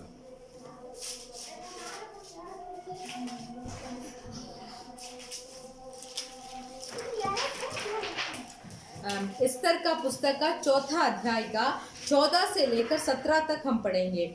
क्योंकि जो तू इस समय चुपचाप रहे तो और किसी न किसी उपाय से यहूदियों का छुटकारा और उद्धार हो जाएगा, परंतु तू अपने पिता के घराने समेत नष्ट होगी। क्या जाने तुझे ऐसे ही कठिन समय के लिए राजपद मिल गया हो। तब एस्तर ने मुर्देके के पास यह कहला भेजा, तू जाकर शूशान के सब यहूदियों को इकट्ठा कर और तुम सब मिलकर मेरे निमित्त उपवास करो। 3 दिन रात ना तो कुछ खाओ और ना कुछ पियो। मैं भी अपनी सहेलियों सहित उसी रीति उपवास करूंगी और ऐसे ही दशा में मैं नियम के विरुद्ध राजा के पास भीतर जाऊंगी, और यदि नष्ट हो गई तो हो गई। तब मुर्देका चला गया और एस्तर की आज्ञा के अनुसार ही उसने किया। ஹல்லேலூயா. हालेलुया। இங்கே यहाँ 127 தேசங்களில் குடியிருக்கக்கூடிய யூதர்களை அழிக்கும்படியாக 127 देशों में जो यहूदियों थे उनको मिटाने के लिए சத்ரு எழும்புகிறான். शैतान उठता है। அப்பொழுது தேவ ஜனங்கள் தேவனை நோக்கி ஜெபித்து तब परमेश्वर के लोगों परमेश्वर को देखकर विनती करते हैं, அந்த அழிவை சத்துருக்கு வரும்படியாக செய்கிறார்கள். तो वो नष्ट जो शैतान इनके ऊपर लेके आना था वो नष्ट खुद उस शत्रु के ऊपर ही चला जाता है। இப்ப இந்த நாள் நாம் தியானிக்க போகிறது तो इस दिन में हम क्या ध्यान करने वाले हैं? ஜெபத்துடைய மேன்மையை குறித்து நாம் தியானிக்க போகிறோம். प्रार्थना के सामर्थ्य के बारे में हम ध्यान करेंगे। ஜெபிக்கிற பிள்ளைகளை தேவன் எப்படியாய் ஆசீர்வதிப்பார், जो प्रार्थना करते हैं वो लोगों को परमेश्वर कैसे आशीर्वाद करते हैं, அது அவருடைய வாழ்க்கையில எப்படியாப்பட்ட ஜெயத்தை கொண்டு வரும், वो प्रार्थना के द्वारा अपने जीवन में कैसे जय को प्राप्त करते हैं, இந்த சூழ்நிலைகள் எப்படியாய் மாறும் என்று சொல்லி तो हालात कैसे बदलती है बोलकर, அதை குறித்து இந்த நாள் நாம் தியானிக்க तो போகிறோம். उसके बारे में आज हम ध्यान करेंगे। இங்க நாம் வாசித்த வசனத்திலே यहाँ जो वचन हमने पढ़ा இந்த 14வது வசனத்துல வசனம் சொல்கிறது, वो 14 वचन में से बताता है, நீ இந்த காலத்தில் மௌனமாய் இருந்தால் अगर तू इस समय चुपचाप रहेगी யூதருக்கு तो यहूदियों को சகாயமும் ரட்சிப்பும் வேறு ஒரு இடத்துல இருந்து எழும்பும். तो यहूदियों का छुटकारा उद्धार और किसी उपाय से हो जाएगा, அப்பொழுது நீயும் உன் தகப்பன் குடும்பத்தாரும் அழிவீர்கள். परंतु तू अपने पिता के घराने समेत नष्ट होगी। நீ இப்படியாப்பட்ட காலத்திலே உதவியா இருக்கும்படி உனக்கு ராஜ்யம் நன்மை கிடைத்திருக்கலாமே. क्या जाने तुझे ऐसा ही कठिन समय के लिए राजपद मिल गया हो என்று மொர்தெகாய் எஸ்தரை பார்த்து சொல்லுகிறான். ऐसे मुर्देके एस्तर को देखकर बताते हैं। இங்க இந்த காலத்திலே इस समय में அந்த எஸ்தர் வாழ்ந்த நாட்களிலே एस्तर जब वो जीने का समय जो था 127 தேசங்களில் இருக்கக்கூடிய யூதரை அழிக்கும்படியாக சத்துரு எழும்ப ஆரம்பிக்கிறான். 127 127 देशों के यहूदियों लोगों को मिटाने के लिए शत्रु उठता है। இப்ப நாம் வாழ்ந்து கொண்டிருக்கிற இந்த காலகட்டத்திலும் अभी जो काल में अभी जी रहे हैं 127 தேசங்கள் அல்ல 127 देश नहीं, முழு உலகம் முழுவதும் அழிக்கும்படியாக பிசாசு எழும்பி இருக்கிறார். ये सारे संसार के देशों को मिटाने के लिए शैतान उठा है। தேசங்களுடைய ஐஸ்வர்யத்தை அழிக்கும்படியாக, देशों के आशीर्वाद को मिटाने के लिए, தேசத்துடைய சமாதானத்தை அழிக்கும்படியாக, देश के समाधान को मिटाने के लिए இன்னும் ஜனங்களை அழிக்கும்படியாக, और सब लोगों को मिटाने के लिए இந்த நாட்டில் இந்த கொள்ளை நோய், இந்த கொரோனா வைரஸ் ஆனது எழும்பி இருக்கிறது. तो इन दिनों में ये कोरोना वायरस जो है वो आ रहा है। இதற்காக ஒவ்வொரு நாள் நாம் திறப்பில் நின்று ஜெபிக்கிற பிள்ளைகளாக இருக்க வேண்டும். इस महामारी के लिए प्रतिदिन परमेश्वर के द्वार में खड़े होकर हमें प्रार्थना करना चाहिए। நாம் இந்த நாட்கள்ல பாதுகாப்பாக இருப்பதே, हम इन दिनों में अगर सुरक्षित ठहरे हैं तो ஒவ்வொரு நாளும் திறப்பில் நின்று ஜெபிக்கும்படியாக தான் தேவன் இந்த மேன்மையை கொடுத்திருக்கிறார். हम सुरक्षित हैं तो परमेश्वर के द्वार में खड़े होकर हमें प्रार्थना करने के लिए इस दिन को हमें परमेश्वर ने दिया है। எத்தனையோ ஜனங்கள் இந்த கொரோனா வைரஸ்னால பாதிக்கப்பட்ட ஹாஸ்பிடல்ல இருக்கிறார்கள். बहुत लोग हैं जो इस महामारी के वजह से अस्पताल में भर्ती हुए हैं, ஆனால் நம்மை தேவன் பாதுகாப்பா வைத்திருக்கிறார். फिर भी परमेश्वर ने हमें संभाला है। தேவன் இந்த மேன்மையை நமக்கு கொடுத்ததுக்கு, इस इतना बड़ा महिमा को परमेश्वर ने क्यों हमें दिया है? அழிந்து போகிற ஜனங்களுக்காக திறப்பில் நிற்க வேண்டும் என்று जो मिट जाने वाले, जो नष्ट हो रहे हैं लोगों के लिए परमेश्वर के द्वार में हमें खड़ा होने के लिए இந்த கிறிஸ்தவ வாழ்க்கையில் நாம் ஒரு காரியத்தை மனதில் வைத்துக் கொள்ள வேண்டும். इस इज़ाही जीवन में एक काम को हमें मन में रखना है। தேவன் நமக்கு நல்ல ஒரு சான்ஸை கொடுக்கும்போது, परमेश्वर हमें एक अच्छा मौका देते समय நமக்கு நல்ல ஜெபிக்கும்படியான சூழ்நிலைகளை கொடுத்திருப்பார். हमें अच्छा प्रार्थना करने के लिए एक हाल को दिया होगा। நல்ல ஊழியம் செய்யும்படியாக நமக்கு நல்ல ஆசீர்வாதத்தை கொடுத்திருப்பார். हम परमेश्वर की सेवकाई करने के लिए हमें आशीर्वाद को दिया होगा। அதையெல்லாம் நாம் செய்யாமல் போனால், अगर ये सब चीजों का अगर हम नहीं करेंगे இந்த சான்ஸ் வேறொரு நபருக்கு போய்விடும். तो ये मौका जो हमें दिया गया है ये मौका और किसी के ऊपर चले जाएगा। அதுதான் இங்க எஸ்தரை பார்த்து சொல்லுகிறார். तो वही यहाँ मुर्देकाई एस्तर को देखकर बोलते हैं, நீ அமைதியா இருந்தால் अगर तू चुप रहेगी யூதருக்கு ரட்சிப்பு வேறொரு விதத்தில் வரும். तो यहूदियों का उद्धार और छुटकारा और किसी उपाय से आएगा, ஆனால் நீயும் உன் குடும்பத்தாரும் அழிக்கப்பட்டு போவீர்கள். फिर भी तू और तेरे घरेना नष्ट हो जाएंगे। ஆனால் தேவன் நமக்கு கொடுத்திருக்கிற காலங்களையும் ஆசீர்வாதத்தையும் அவருடைய ஊழியத்துக்கு நாம் பிரயோஜனப்படுத்த வேண்டும். इसीलिए परमेश्वर जो समय को हमें दिए हैं, जो आशीर्वाद को हमें दिए हैं, वो परमेश्वर की सेवकाई के लिए हमें प्रयोग करना है। அதை நம்முடைய சுயத்துக்கு என்று நாம் செலவழிக்காதபடிக்கு, वो हमारे अपने आप के लिए उसको नष्ट नहीं करेंगे, நம்முடைய ஆசீர்வாதத்தை மாத்திரம் தேடுகிற பிள்ளைகளா सिर्फ இல்லாதபடிக்கு, हमारा खुद का आशीर्वाद को हम नहीं ढूंढेंगे, தேவனுடைய சித்தத்தை செய்கிற பிள்ளைகளாய் மாற तो வேண்டும். परमेश्वर का सिद्ध को करने वाले मनुष्य हमें होना चाहिए। அதுதான் இந்த நாம் தியானிக்க போகிறோம். तो इसी के बारे में आज हम ध्यान करेंगे। இங்க நாம் பார்த்தோம் என்றால், यहाँ अगर हम देखेंगे அந்த மொர்தெகாய் எஸ்தரை பார்த்து சொல்லுகிறான். मुर्देकाई एस्तर को देखकर बताती है, வாசிக்கலாம் 15வது வசனத்துல, हम पढ़ेंगे 15वां वचन। तब एस्तर ने मुर्देकाई के पास यह कहला भेजा, तू जाकर शूशान के सब यहूदियों को इकट्ठा कर और तुम सब मिलकर मेरे निमित्त उपवास करो। 3 दिन रात ना कुछ खाओ और ना कुछ पियो।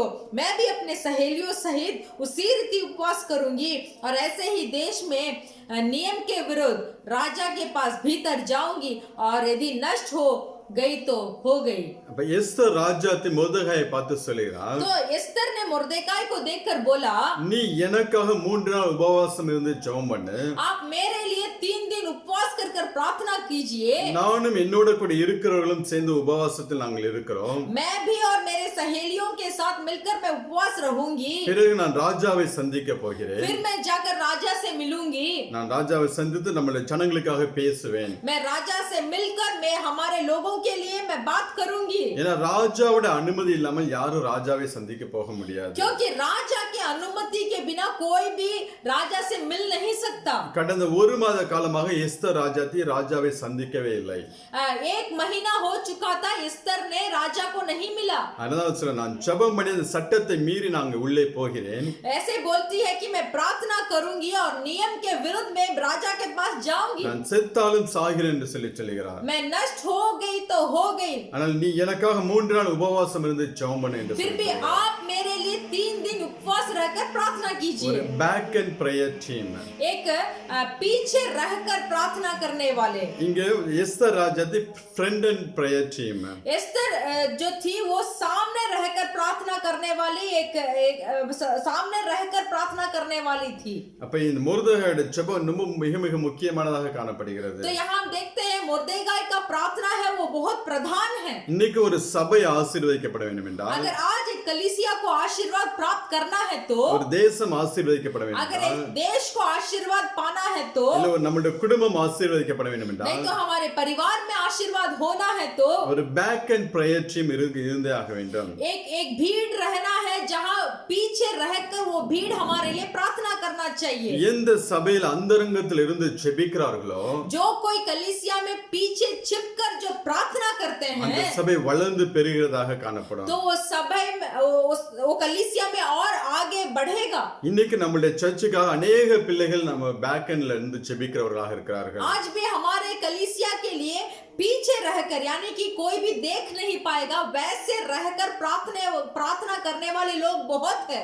அவர்கள் எப்படி ஜெபிக்கிறான்னு யாருக்கும் தெரியாது. वो कैसे प्रार्थना कर रहे हैं बोलकर किसी को मालूम नहीं। ஆனா அவருடைய ஜெபத்துல சபையானது வளர்ந்து போய் கொண்டே இருக்கிறது. फिर भी उनके प्रार्थना से कलीसिया और आगे बढ़ रहा है। ஊழியம் செய்வடைய பிரயாசத்தின் நிமித்தம் அல்ல, जो सेवकाई कर रहा है उनके प्रयास से नहीं, அந்த பேக் அண்ட் டீம், அந்த பின்பக்கமாக இருந்த ஜெபிக்கிறவருடைய அந்த ஜெபத்தின் வல்லமை ஊழியத்தை ஆசீர்வதித்து தேவன் நடத்த ஆரம்பிப்பார். जो कलीसिया के पीछे रहकर या तो छिपकर जो कलीसिया के लिए प्रार्थना करते हैं वो प्रार्थना के अनुसार ही परमेश्वर कलीसिया के सेवकाई को और आगे बढ़ा रहे हैं।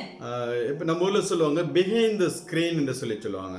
हमारे गांव में बताते हैं पर्दे के पीछे।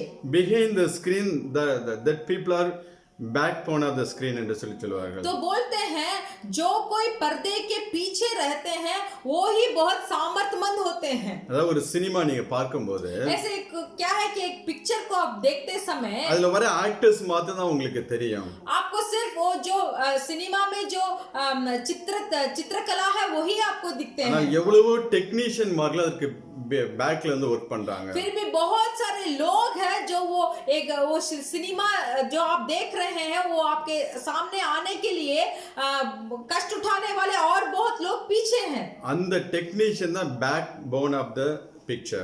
तो वही लोग जो टेक्नीशियन माने जाते हैं जो उस पिक्चर के लिए काम करने वाले वही है वो सिनेमा का एक सामर्थ्यमंद। அதே போல அந்தரங்கத்தில் மறைமுகமாய் ஜெபிக்கிற பிள்ளைகள் தான் तो वैसे ही जो कोई छिपकर प्रार्थना करता है மிக மிக முக்கியமானவர்கள். वो बहुत मुख्य है। இப்ப இந்த நாட்கள் நாமும் அப்படிப்பட்ட பிள்ளைகளாய் மாற வேண்டும். तो इस दिन में हमें भी वैसे बदलना चाहिए। நாம் கேள்விப்படுகிற ஒவ்வொரு செய்திகளுக்கும் जो जो समाचार को हम सुन रहे हैं நம்மளோட கூட இருக்கக்கூடிய ஜனங்களுக்கும் हमारे साथ जितने भी लोग हैं அந்த அந்தரங்கத்தில் போய் தேவனை நோக்கி ஜெபிக்கும் போது जब हम छिपकर जाकर परमेश्वर के सम्मुख में हम प्रार्थना करते हैं தேவன் வெளியரங்கமாய் பலன் கொடுக்கிறவராக இருக்கிறார். तो परमेश्वर प्रकट होकर उसका प्रतिफल को देते हैं। மோசே ஒரு நாள் அமலேக்கியர் விரோதமாக யுத்தம் செய்ய ஆரம்பிப்பார். मूसा अमलेकियों के विरुद्ध युद्ध करते हैं। நாம் எடுத்துக்கிறோம் யாத்ராகமம் 17ஆம் அதிகாரம் हम निकालेंगे निर्गमन का पुस्तक का 17 अध्याय 8 முதல் 13 वரை உள்ள வசனங்களை வாசிக்கலாம். 8 से लेकर 14 तक 13 तक हम पढ़ेंगे। तब अमालेकी आकर रिपिदीम में इस्राएलियों से लड़ने लगे।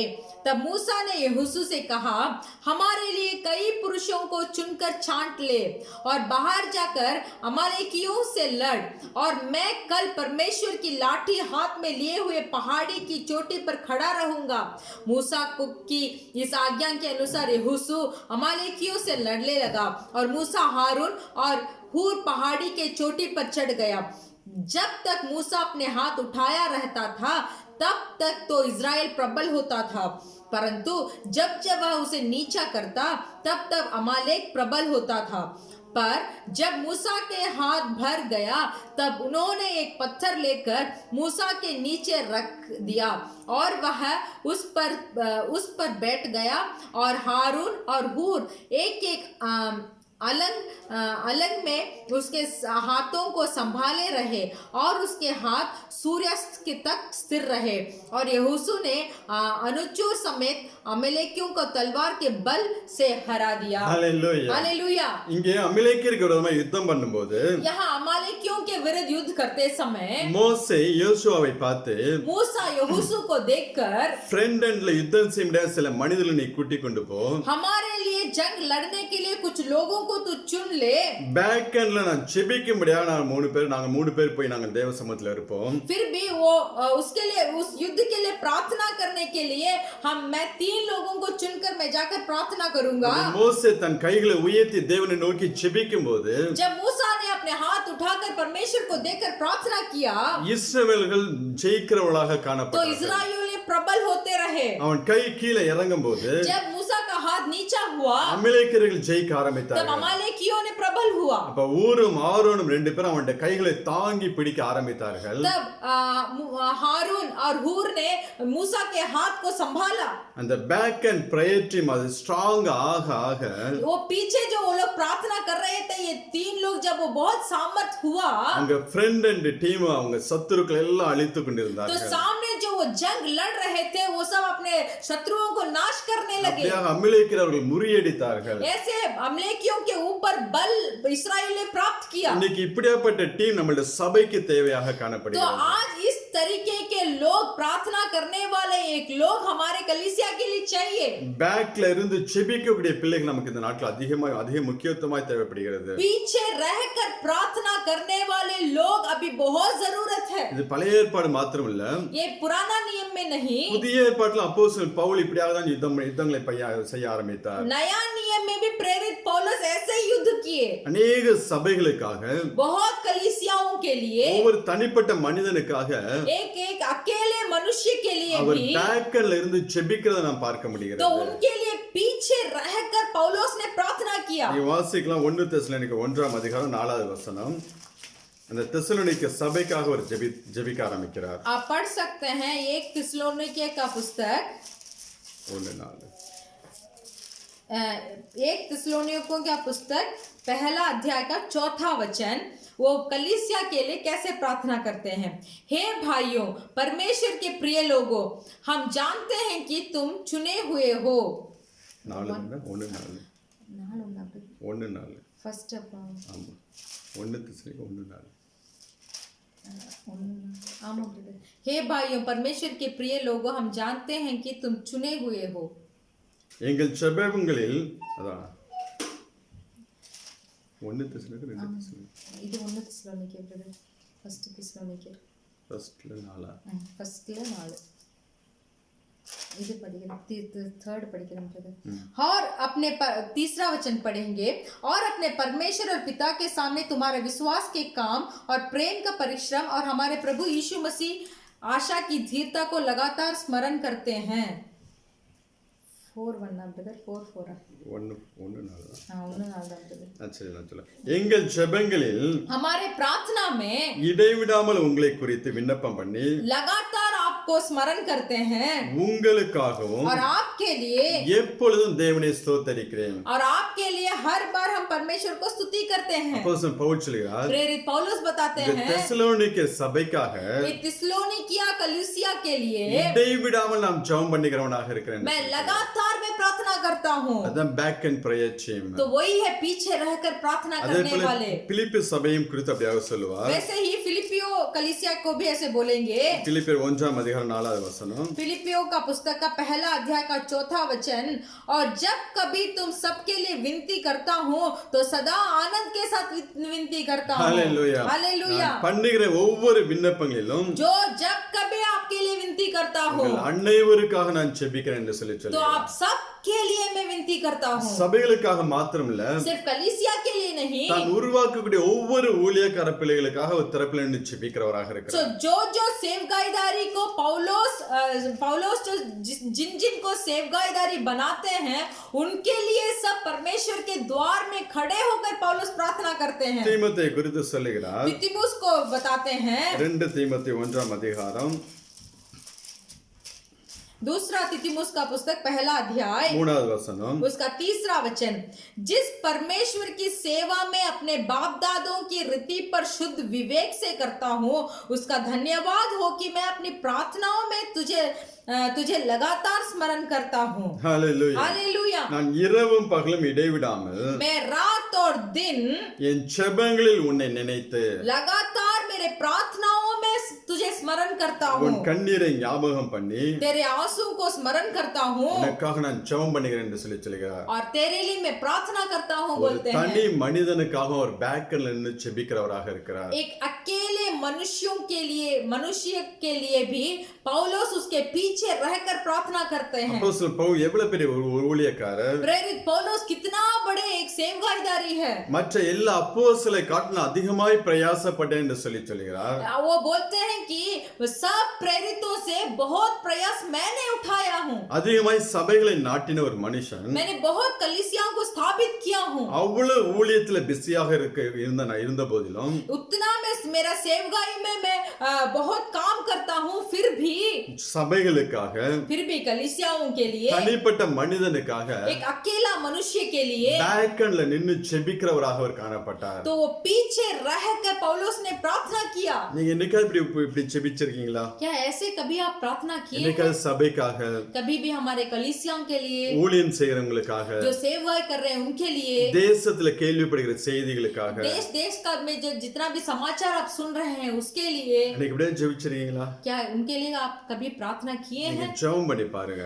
प्रार्थना कर देखिए, அதுல ஆண்டவர் ஒரு விசேஷித்த ஒரு ஆசீர்வாதத்தை கொடுப்பார். उसमें विशेष तरीका का एक आशीर्वाद को परमेश्वर ने रखे हैं। இன்னும் நம்மளோட சபைக்கு நாம் வரும்போது और भी जब हम हमारे कलीसिया में आते हैं, சிலர்கிட்ட பேசும்போது அவர்களுக்காக ஜெபிக்க முடியாது நம்மள்ட்ட கேட்டுக்கொள்வார்கள். तो किसी के साथ हम बात करते समय उनके लिए प्रार्थना करने के लिए हमसे मांगेंगे। அவளுக்காக நீங்க ஜெபம் பண்ணீங்களா? क्या उनके लिए आप प्रार्थना करते हैं? நீங்க ஸ்கூல்ல படிக்கும் போதெல்லாம் जब आप आपके स्कूल में पढ़ते थे, இந்த பிட் எழுதுற பழக்கம் இருந்துச்சா? பிட் அடிக்கிற பழக்கம் இருந்துச்சா? ऐसा है कि छोटा पेपर में ऐसे परीक्षा के समय में लिखकर छिपा कर लेके जाएंगे। ஆமா, என்னோட குடிச்ச ஒரு ஃப்ரெண்ட் இருந்தான்.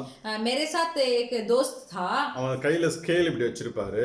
वो एक स्केल है, वो उसके हाथ में रखे होंगे, அது கீழ ஒரு சின்ன புக்லெட் வச்சிருப்பான். तो वो स्केल के नीचे छोटा सा एक पुस्तक रखे होंगे। ஸ்கேலை ரொட்டேட் பண்ணா அந்த புக் ரொட்டேட் ஆகும். तो स्केल को जब वो वैसे ही हिलाएंगे तो वो पुस्तक भी थोड़ा हिलेगा। ஆமா, அப்படியே அவன் பிட் அடிப்பாரு तो அவரு. ऐसे वो परीक्षा के समय देखकर लिखने के लिए एक उपाय किए थे। நான் சொல்ல நீ இவ்வளவு தூரம் கஷ்டப்பட்டு படிச்சு எழுதிடலாமேன்னு. तो मैं उससे बोलूंगा, इतना कष्ट इसको तैयारी करने में तू उठाता है तो उसके बदले तो तू पढ़ लेता। நான் ஏன் சொல்லுகிறேன்னா, क्यों मैं बोलता ஒரு हूँ, சின்ன சின்ன பேப்பரை வச்சு யாராவது உங்கள்ட்ட ஜெபிக்க கேட்டுக்கொண்டால், अगर आपके पास कोई मेरे लिए प्रार्थना कीजिए बोलकर आपसे मांगेंगे तो அவர்கள் பேர்களை எழுதி வைத்து उनका नाम को लिखकर, அவருடைய காரியங்களை எழுதி तो किसके लिए प्रार्थना करने के लिए मांग रहे हैं बोलकर उसके बारे में भी लिखिए। ஒவ்வொரு நாளும் அவர்களுக்காக ஜெபிக்க तो வேண்டும். प्रतिदिन उनके लिए प्रार्थना कीजिए। அது உங்களுடைய பிரேயர் ரூம்லயோ இல்ல நீங்க பிரேயர் பண்ணக்கூடிய டேபிள்லயோ, वो अगर आपके प्रार्थना करने का कमरा होगा, नहीं तो प्रार्थना करने का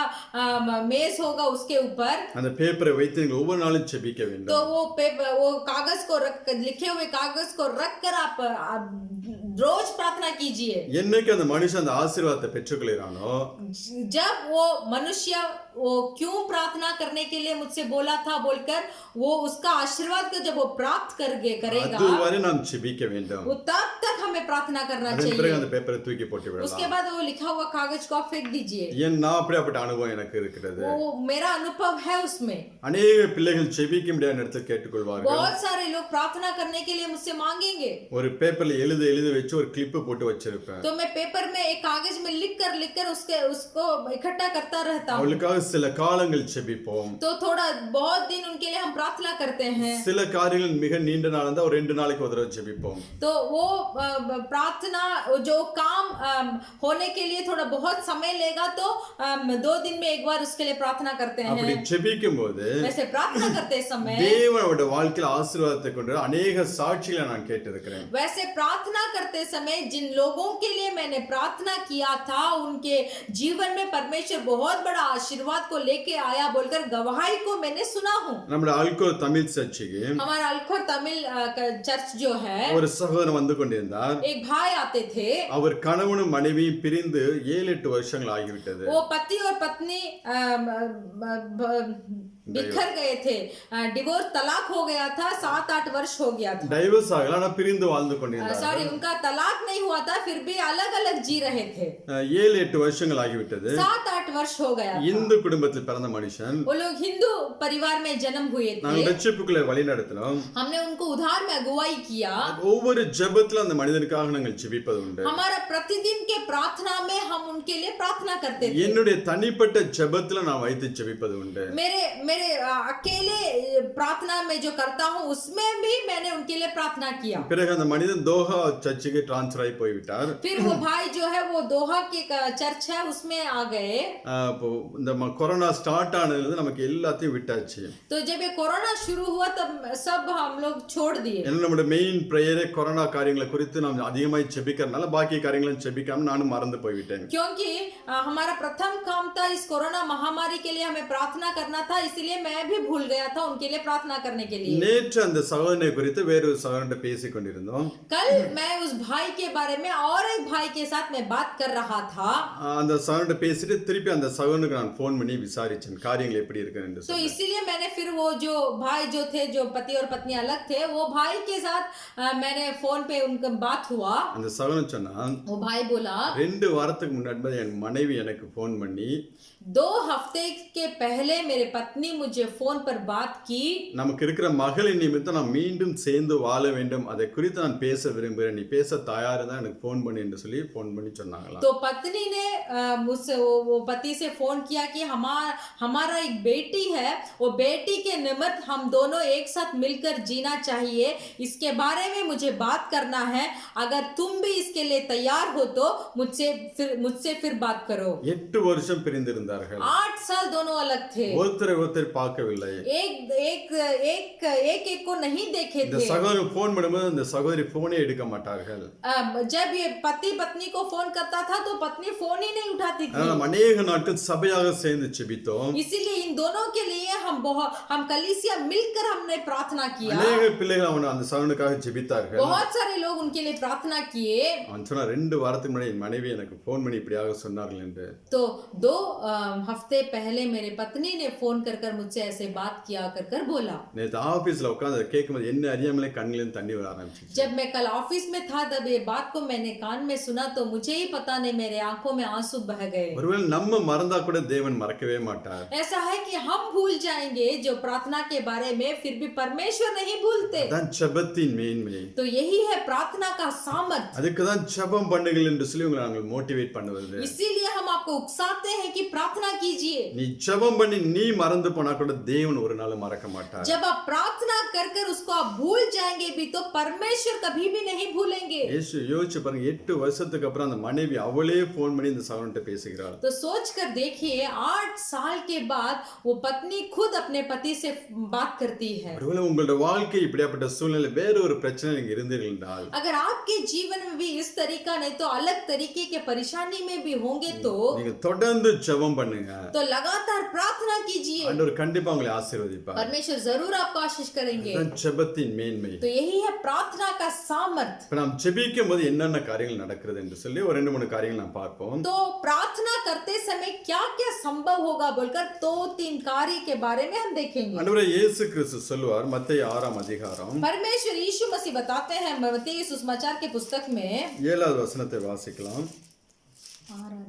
ஆமா, मत्ती सुसमाचार का पुस्तक 6वें अध्याय का 7वां वचन हम पढ़ेंगे।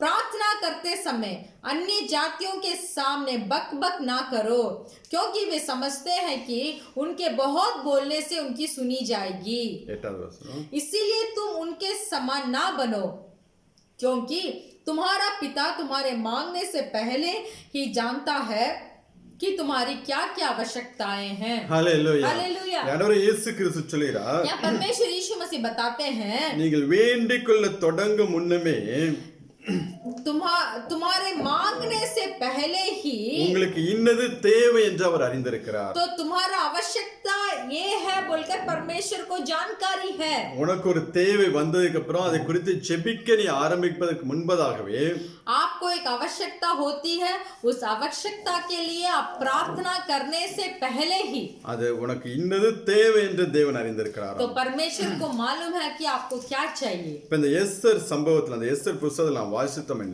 तो वो एस्तर के पुस्तक में अगर हम पढ़ेंगे तो யூத ஜனங்களுக்கு பிரச்சனை எழும்புவதற்கு முன்பதாகவே यहूदा लोगों को परेशानियां उठने से पहले ही தேவன் அந்த ஜனங்களை பாதுகாக்கும்படியாக தன்னுடைய கிரியைகளை தொடங்கிவிட்டார். तो परमेश्वर उस यहूदियों को बचाने के लिए अपने काम को शुरू कर रहे हैं. எஸ்தர் 3ஆம் அதிகாரம் एस्तर के पुस्तक का 3रा अध्याय 5-6 वசனங்களை வாசித்தோம் என்றால் उसका 5 और 6 को अगर हम पढ़ेंगे, जब हामान ने देखा कि मुर्देकाय नहीं झुकता और ना मुझको दंडवत करता है, तब हामान बहुत ही क्रोधित हुआ. उसने केवल मुर्देकाय पर हाथ उठाने अपनी मर्यादा से कम जाना, क्योंकि उन्होंने हामान को यह बात दिया था कि मुर्देकाय किसी जाति का है. इसलिए हामान ने श्रेष्ठ के साम्राज्य में रहने वाले सारे यहूदियों को भी मुर्देकाय की जाति जानकर नष्ट कर डालने की युक्ति निकाली. இங்கே இந்த 3ஆம் அதிகாரத்துல यहाँ इस 3रा अध्याय में இந்த ஆமான் இஸ்ரவேல் ஜனங்களை அழிக்கும்படியாக திட்டம் போட ஆரம்பிக்கிறான். तो ये हामान क्या करता है, यहूदियों लोगों को नष्ट करने के लिए कुछ उपाय ढूंढता ஆனால் है. அதற்கு முன்பதாகவே இந்த ஜனங்களை பாதுகாக்கும்படியாக தேவன் தன்னுடைய கிரியைகளை தொடங்கிவிட்டார். फिर भी इससे पहले ही इस यहूदियों लोगों को बचाने के लिए परमेश्वर यीशु मसीह अपने युक्तियों को शुरू कर देते हैं. நல்ல ஜெபிக்கிற பிள்ளையை ராணியாக மாற்ற தேவன் காரியங்களை செய்ய தொடங்கிவிட்டார். तो एक अच्छा से प्रार्थना करने वाली एक महिला को रानी के पद देते हैं. நீங்க 1ஆம் அதிகாரத்தை வாசிங்கன்னா आप पहला अध्याय को अगर आप पढ़कर देखेंगे, அந்த அகாஸ்வேரு ராஜா वहाँ जो राजा थे தன்னுடைய பிரதானிகள் எல்லாரையும் கூப்பிட்டு வச்சு ஒரு விருந்து கொடுப்பான். तो अगास में राजा तो जो थे अपने सारे लोगों को प्रथम स्थान में जो थे उनको सब बुलाकर एक भोजन तैयारी करते हैं. அப்ப அந்த ராஜ ஸ்திரி அந்த விருந்துக்கு அழைப்பான். तब वो एक राज महिला को उस भोजन पे नियमन करते हैं. வாசிங்க 12வது वचனத்தை வாசிங்க. हम पढ़ेंगे 12 वचन. खोजों के द्वारा राजा की यह आज्ञा पाकर रानी वशाती ने आने से इनकार किया. इस पर राजा बड़े क्रोध से जलने लगा. तब राजा ने समय समय का भेद जानने वाले पंडितों से पूछा. राजा तो नीति और न्याय के सब ज्ञानियों से ऐसा ही किया करता था. இந்த ராஜ ஸ்திரி வரமாட்டேன் என்று சொல்லும்போது तो वो रानी वशाती नहीं आती है. ராஜாவுக்கு கடும் கோபம் உண்டாகிறது. वो रानी नहीं आती है, इसलिए राजा को बहुत क्रोध हो गया. அப்ப தன்னுடைய மந்திரிமாரெல்லாம் கூப்பிட்டு அவர் டிஸ்கஸ் பண்ணுகிறார். तो अपने पंडितों को बुलाकर पूछताछ करता है. அப்பொழுது அவர்கள் சொல்லுகிறார்கள், तो वो लोग बोलते हैं, இந்த செய்தி எல்லா தேசத்திலையும் கேட்டால் अगर ये संदेश को अगर दूसरे देश के वालों सुनेंगे, மனைவிமார்கள் புருஷனை மதிக்க மாட்டார்கள் என்று சொல்லி तो पति पत्नी जो है वो पति को मर्यादा नहीं देती है நீ बोलकर, அந்த வஸ்தியை டைவர்ஸ் பண்ணி விட வேண்டும். इसीलिए उस वस्ती रानी को तलाक दे दो. உனக்கு ஏற்ற வேறொரு நல்ல ஒரு மகளை நாங்கள் தேடி கண்டுபிடிப்போம் என்று சொல்லுகிறார்கள். तो वो पंडित लोग बोलते हैं कि वस्ती को तलाक करो, आपका जो उचित रानी है उसको हम ढूंढ कर आपके लिए निकालेंगे. அந்த நிமித்தம் எஸ்தர் ராணியா அந்த வஸ்தி ராணியாக அப்படி தள்ளப்படுகிறாள். तो इसके निमित्त वो वस्ती रानी के पद से उसको निकाला जाता அந்த है. 127 தேசங்கள் நல்ல நல்ல அழகான பெண்களை ராஜாவுக்காக கொண்டு வந்து ஆயத்தப்படுத்துகிறார்கள். तो वो 127 देशों में जो बहुत सुंदर सुंदर महिलाएं थी उनको बुलाकर राजा के लिए तैयारी किया जाता है. ஒரு வருஷமாக அவர்களை நல்ல ஆயத்தப்படுத்துகிறார்கள். तो एक साल वो जो महिलाओं को अच्छा से वो लोग तैयार करते हैं. அதுல எஸ்தர் ராஜாத்தியும் ஒண்ணு. तो उनमें से वो महिलाओं में से एक एस्तर भी थी. அந்த எஸ்தர் ராஜாத்திக்கு எல்லாருடைய கண்களிலும் தயவு கிடைக்கும்படியாக தேவன் கிருபை तो பாராட்டுகிறார். परमेश्वर ने एस्तर के ऊपर ऐसा अनुग्रह किया कि वो सब मनुष्यों के बीच में दया को पाई थी. அதுக்கு காரணம் செபிக்கிற மகள். इसका कारण था एस्तर प्रार्थना करने वाली एक महिला थी. நீங்க செபிக்கிற பிள்ளையா இருந்தீங்கன்னா अगर आप प्रार्थना करने वाले होंगे எல்லா இடத்துல இருந்து உனக்கு தயவு வரும். तो सब जगह से आपको दया होगा, நம்மளோட கூட இருந்தாலும் சரி, हमारे साथ हो, நம்மளை விரோதிக்கிறவர்களாக இருந்தாலும் சரி, नहीं तो हमें कोई दुश्मन समझता हो, நமக்கு தயவு பாராட்டும்படியாக கர்த்தர் காரியங்களை வைக்க செய்வார். तो उनके द्वारा हमारे ऊपर दया होने के लिए परमेश्वर अनुग्रह करेंगे। நீ வாசிங்க எஸ்தர் 2ஆம் அதிகாரம் 17வது வசனத்தை. आप पढ़ सकते हैं एस्तर 2 अध्याय का 17वां वचन। राजा ने एस्तर को और सब स्त्रियों से अधिक प्यार किया और अन्य सब कुंवारियों से अधिक उसके अनुग्रह और कृपा की दृष्टि उस पर हुई।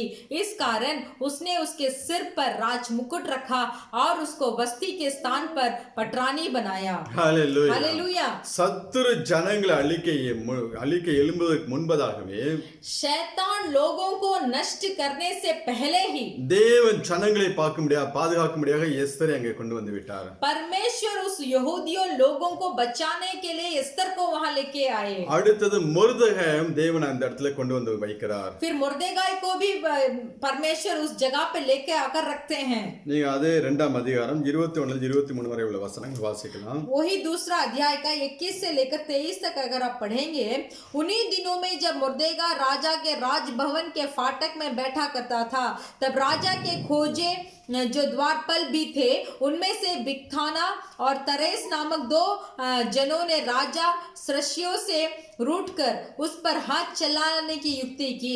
यह बात मुर्देगाय को मालूम हुई और उसने एस्तर रानी को यह बात बताई और एस्तर ने मुर्देगाय का नाम लेकर राजा को चितौनी दी। तब जांच पड़ताला होने पर यह बात सच निकली और वे दोनों वृक्ष पर लटका दिए गए और यह वर्तान राजा के सामने इतिहास के पुस्तक में लिख लिया गया। ஹalleluya. हालेलुया। தன் ஜனத்தை பாதுகாக்கும்படியாக अपने लोगों को सुरक्षित करने के தேவன் लिए எப்படி எல்லாம் கிரியை செய்கிறார் பாருங்களேன். परमेश्वर कैसे कैसे क्रिया करते हैं। மொர்தெகாய்க்கு அங்க அந்த ரகசியத்தை வெளிப்படுத்தி उस गुप्त बातों को मुर्देगा मालूम करता है, ராஜா பாதுகாக்கப்படுகிறான். इसीलिए राजा बचाया जाता है। இதை அந்த புத்தகத்தை எழுதி வைக்கிறார்கள். ये संभव को एक पुस्तक में लिख कर रखते हैं। பின்னாட்கள் ராஜா அதை வாசித்து அவனை கனம் பண்ணுகிறான். आने वाले दिनों में राजा ने उसको पढ़कर मुर्देगाय को मर्यादा किया। வேதத்துல அருமையான ஒரு வசனம் இருக்கு. हमारा बाइबल में एक अच्छा वचन है, கர்த்தருடைய ரகசியம் परमेश्वर का गुप्त बात அவருக்கு பயந்தவரிடத்தில் இருக்கிறதா. परमेश्वर का ऊपर जो भय मानते हैं, கர்த்தருக்கு பயப்படக்கூடிய பயம் உன்னிடத்தில் இருந்தால், अगर परमेश्वर के ऊपर जो भय है अगर वो आपके अंदर होगा, தேவனுடைய ரகசியங்கள் காரியங்கள் எல்லாவற்றையும் உனக்கு வெளிப்படுத்துவார். तो परमेश्वर के गुप्त के बातों को परमेश्वर आपको प्रकट करेंगे। இப்ப ஒரு பக்கம் எஸ்தரை ராணியாக தேவன் கொண்டு வந்து வைத்து விட்டார். एक तरफ एस्तर को रानी बनाकर परमेश्वर ने लेके आया, அடுத்தது மொர்தெகாயை கொண்டு வந்து வைத்து விட்டார். और अगला तरफ मुर्देगाय को भी लेके आकर रखा। 3ஆம் அதிகாரத்துல இப்பதான் ஆமானுக்கு வந்து அதிகாரமே கிடைக்குது. சத்துருவுக்கு அதுக்கப்புறம் தான் அதிகாரம் கிடைக்கிறது. उसके बाद ही 3 अध्याय में शत्रु हामान जो है उसको अधिकार मिलता है। அதுக்கப்புறம் அவன் ஜனங்களை அழிக்கும்படியாக பிளான் பண்ணுகிறான். उसके बाद ही हामान यहूदियों को मिटाने के लिए युक्ति उपाय सोचता है। நீங்க ரெகுலரா ஜெபிக்கிற பிள்ளையா இருந்தீங்கன்னா, अगर आप लगातार प्रार्थना करने वाले होंगे, சத்துரு என்னன்னதான் உங்களை அழிக்கும்படி திட்டம் போட்டாலும், तो शत्रु जो भी आपको मिटाने के लिए युक्ति ढूंढेगा भी तो தேவன் அது எல்லாவற்றையும் நிர்மூலமாக்கி तो போடுவார். परमेश्वर उसको सब मिटा डालेंगे। இன்னும் நீங்க ரெகுலரா ஜெபிக்கிற பிள்ளையா இருந்தா, और भी अगर आप नियम प्रार्थना या तो लगातार प्रार्थना தேவன் करेंगे, அந்த காரியங்களை உங்களுக்கு முன்பதாகவே தெரியப்படுத்தி விடுவார். तो आने वाले काम के बारे में परमेश्वर पहले ही आपको प्रकट करेंगे। உங்களுக்கு ஒண்ணு தெரியுமா? आपको एक मालूम है, நாம் ரெகுலரா ஜெபிக்கிறதுனாலதான் हम लगातार प्रार्थना करते हैं, சத்துருடைய அநேக திட்டங்களை தேவன் நம்முடைய வாழ்க்கையில நமக்கு தெரியாததுக்கு முன்பதாகவே அழித்து போட்டு இருக்கிறார். देखिए हम लगातार प्रार्थना करते हैं, इसीलिए हमें भी मालूम नहीं है कितना नाशवान चीजों को जो शैतान हमारे ऊपर लेके आने वाला था, उसको सब परमेश्वर यीशु मसीह ने नष्ट किया। உங்களை நம்ப முடியுதா? क्या आप इसके ऊपर भरोसा रख सकते हैं? ரெகுலரா பிரேயர் லைஃப் இருந்துச்சுன்னா अगर हमारा जीवन में लगातार एक प्रार्थना होगा, அந்த ஜெபம் இல்லாதனால அடிக்கடி பிரச்சனை, பாடு, உபத்திரம், போராட்டத்துல நம்ம விழுந்து கொண்டே இருக்கிறோம். ये प्रार्थना हमारा जीवन में नहीं है, इसीलिए हमारे जीवन में कष्ट है, परेशानी है, चिंता है, आंसू है, दुख है। ஆனா ரெகுலர் பிரேயர் லைஃப் இருந்துச்சுன்னா अगर हमारा प्रार्थना रोज रोज होगा तो நான் முன்னாடியே சொல்லியிருக்கேன், हम पहले भी बताया हूँ, நாம் தேவனை சந்திக்க முடியாத ரெகுலரா சந்திக்க முடியாத ஒரு மீட்டிங் பிளேஸ் நாம் வைத்துக் கொள்ள வேண்டும். हम परमेश्वर से प्रार्थना के द्वारा भेंटी करने के लिए एक स्थान को हमें तैयारी कर रखना है। அதே போல முடிந்தால் ஒரு regular time, morning 5 to 6 evening 7 to 8 ஏதோ ஒரு டைம் ரெகுலரா நாம் தேவனை சந்திக்க முடியாத ஒரு நேரத்தையும் ஒரு இடத்தையும் நாம் வந்து ஃபிக்ஸ் பண்ணிக்க வேண்டும். ऐसा है कि प्रार्थना का एक समय को हमें निकालना है। भोर के समय 4 से 5, शाम के समय 7 से 8, ऐसे प्रार्थना का समय को निकालकर और स्थिर एक ही स्थान को हमें तैयारी कर उस स्थान पे ही बैठकर हमें प्रार्थना करना है। அந்த இடத்துல அந்த நேரத்துல தேவன் நமக்காக வந்து காத்திருப்பார். तो उस जगह पे उस समय पर परमेश्वर हमारे लिए आकर इंतजार करते हैं। ஒருவேளை ஏதாவது ஒரு பிரச்சனைகள், ஏதாவது ஒரு சூழ்நிலை மோசமா இருந்தால், ऐसा है कि कोई हालात ऐसे बदल गई हो, நாம் வர முடியாத சூழ்நிலை நாம் அங்க இருந்து கொண்டிருந்தோம் என்றால், अगर मैं वहां नहीं जा सकता हूँ, தேவன் அது எல்லாவற்றையும் மாற்றி போட்டு நம்மளை அந்த இடத்துல கொண்டு வந்து வைத்து விடுவார். तो सारे मुश्किलों को, मुसीबतों को हमारे से हम उस सारे कामों से छुटकारा पाकर परमेश्वर हमें उस जगह पे लेकर आकर बैठाएंगे। நம்மளை தேடுகிறவராக இருப்பார். तो हमें ढूंढने वाले होंगे। ஆதாம் ஏவாளை அப்படிதான் தேவன் வந்து ஏதேன் தோட்டத்துல தேடினார். आदम और हवा को इसी तरीके परमेश्वर ने ढूंढा। நாம் ஒவ்வொருவரையும் அப்படிதான் அவர் தேடுகிறவராக இருக்கிறார். हम हर एक को परमेश्वर इसी तरीका से ढूंढते हैं। அதனால ரெகுலர் பிரேயர் லைஃப் இருக்க வேண்டும் என்று சொல்லுகிறோம். इसीलिए मैं हर बार बोलता हूँ कि हमारा जीवन में प्रार्थना एक स्थिरता से होना चाहिए, रोज होना चाहिए। ஒவ்வொரு நாளும் தேவனை நோக்கி நாம் ஜெபிக்கிற பிள்ளைகளா இருக்கும்போது, प्रतिदिन जब हम परमेश्वर को देखकर हम प्रार्थना करते हैं, நம்முடைய வாழ்க்கை பிரச்சனைகள் வருவதற்கு முன்பதாகவே तो हमारा जीवन में परेशानियों आने से पहले ही அதிலிருந்து தப்பித்து போவதற்குண்டான வழிகளை தேவன் உண்டாக்கி வைத்து விடுவார். तो उससे बचने का भी युक्ति क्यों परमेश्वर हमें देते हैं। அது ஜெபிக்கும் போது தான் நமக்கு தெரிய வரும். हम प्रार्थना करेंगे तभी वो हमें मालूम पड़ेगा। தேவன் உங்களுக்கு ஒருவேளை அந்த வழியை உண்டாக்கி வைத்திருந்தாலும், अगर परमेश्वर वो छुटकारा पाने का एक राह को हमारे लिए तैयार कर रखे भी हो तो, ஜெபிக்கிற பிள்ளையா இல்லாமல் போனீர்கள் अगर आप प्रार्थना नहीं करेंगे அது உங்களுக்கு தெரியாது. तो वो राह आपको मालूम नहीं पड़ेगा। அதனால இடைவிடாமல் ஜெபம் பண்ணுங்க. इसीलिए लगातार प्रार्थना कीजिए।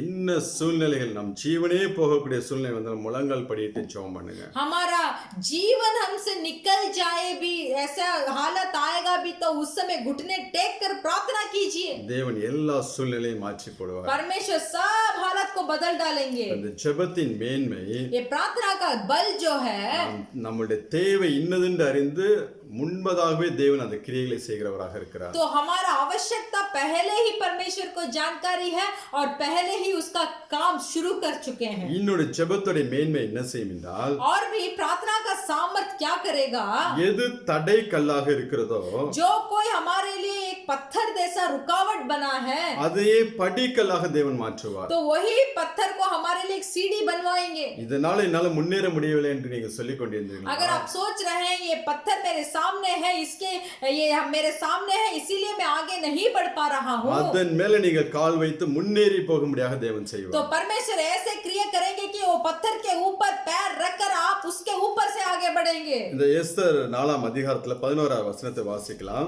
एस्तर 4 अध्याय का 11 वचन हम पढ़ेंगे। राजा के सब कर्मचारियों वरन राजा के प्रांतों के सब लोगों को भी मालूम है कि क्या पुरुष क्या स्त्री कोई क्यों ना हो जो आज्ञा बिना पाए भीतरी आंगन में राजा के पास जाएगा, उसके मार डालने ही की आज्ञा है। केवल जिसकी ओर राजा सोने का राजदंड बढ़ाया वही बचता है, परंतु मैं अभी 30 दिन से राजा के पास नहीं बुलाई गई हूँ। யாராவது ராஜா அனுமதி இல்லாமல் அங்க உள்ளே போனால், अगर राजा के अनुमति के बिना, आज्ञा के बिना अगर कोई अंदर जाता है, சாக வேண்டும் என்று சொல்லி ஒரு சட்டம் இருக்கு. தவறாத சட்டம், மாற்ற முடியாத சட்டம் இருக்குது என்று சொல்லுகிறாள். तो एक एक नियम है जो बदलने वाला नियम नहीं है कि जो कोई राजा के आज्ञा के बिना अंदर जाएगा वो मार डाल दिया जाएगा। ஆனால் ஜெபத்தோட அந்த இடத்துக்கு இங்க எஸ்தர் கடந்து செல்கிறாள். फिर भी प्रार्थना के साथ उस एस्तर राजा के पास जाती है। அதனால சில சட்டத்தை மீறி நான் உள்ளே பிரவேசிப்பேன், செத்தாலும் சாகிறேன் என்று சொல்லுகிறாள். तो इसीलिए हमने पढ़ा था 5वां अध्याय में कि नियम के विरुद्ध में राजा के पास जा रही हूँ, मैं मरूंगी तो हो। அப்படியாக அவள் உள்ளே செல்லுகிறாள், ராஜ சமூகத்துக்கு செல்லுகிறாள். तो ऐसे बताकर वो राजा के सम्मुख में जाती है। 5ஆம் அதிகாரம் 2-3 வசனங்களை வாசிக்கலாம். 5वां अध्याय का 2 और 3 को हम पढ़ेंगे। और जब राजा ने एस्तर रानी को आंगन में खड़ी हुई देखा, तब उसने प्रसन्न होकर सोने का राजदंड जो उसके हाथ में था उसकी ओर बढ़ाया। तब एस्तर ने निकट जाकर राजदंड की नोक छुई। तब राजा ने उससे पूछा, हे एस्तर रानी, तुझे क्या चाहिए? तू क्या मांगती है? मांग और तुझे आधा राज्य तक दिया जाएगा।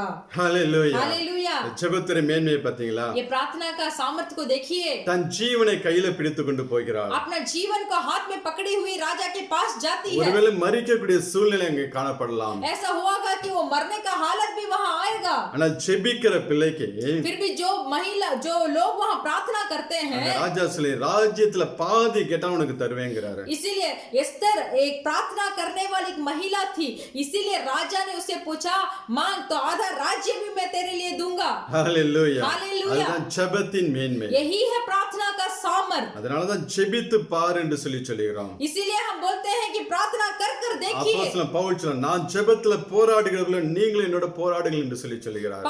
प्रेरित पौलुस बताते हैं, मैं कैसे प्रार्थना में जंग लड़ता हूँ, उसी के तरह आप भी प्रार्थना में जंग को लड़िए। மனுஷரோட போராடாதீங்க, मनुष्य के साथ आप मत लड़िए, பிரச்சனையோட போராடாதீங்க, परेशानी के साथ मत लड़िए। ஜெபத்துல போய் யாக்கோபை போல தேவனோட போராட கற்றுக்கொள்ளுங்கள். याकूब की तरह प्रार्थना में जाकर परमेश्वर के साथ लड़िए। தேவன் எல்லா சூழ்நிலையும் மாற்றி போடுவார். परमेश्वर सब हालत को बदल डालेंगे। சட்டத்தை மீறி உள்ளே பிரவேசிக்கும் போது एस्तर रानी जब नियम के विरुद्ध राजा के पास जाती है, ராஜ்யத்துல பாதி வேணாலும் உனக்கு தர என்ன சொல்ல அந்த சிச்சுவேஷனே மாறுகிறது. तो देखिए प्रार्थना कर कर जब एस्तर रानी राजा के पास जाती है, वहाँ हालात बदल जाता है और राजा बोलते हैं, मांग आधा राज्य को मैं तेरे लिए दूंगा। அதனால இடைவிடாமல் ஜெபம் பண்ணி பாருங்க. इसीलिए लगातार प्रार्थना कीजिए, உங்க வாழ்க்கை சூழ்நிலை அப்படியே மாறும். आपका जीवन का हालत भी बदलेगा। இன்னும் இந்த எஸ்தர் ராஜாத்தி और भी जो एस्तर रानी है, சத்துருக்கு விருந்து கொடுத்து விரட்டி அடிச்சா.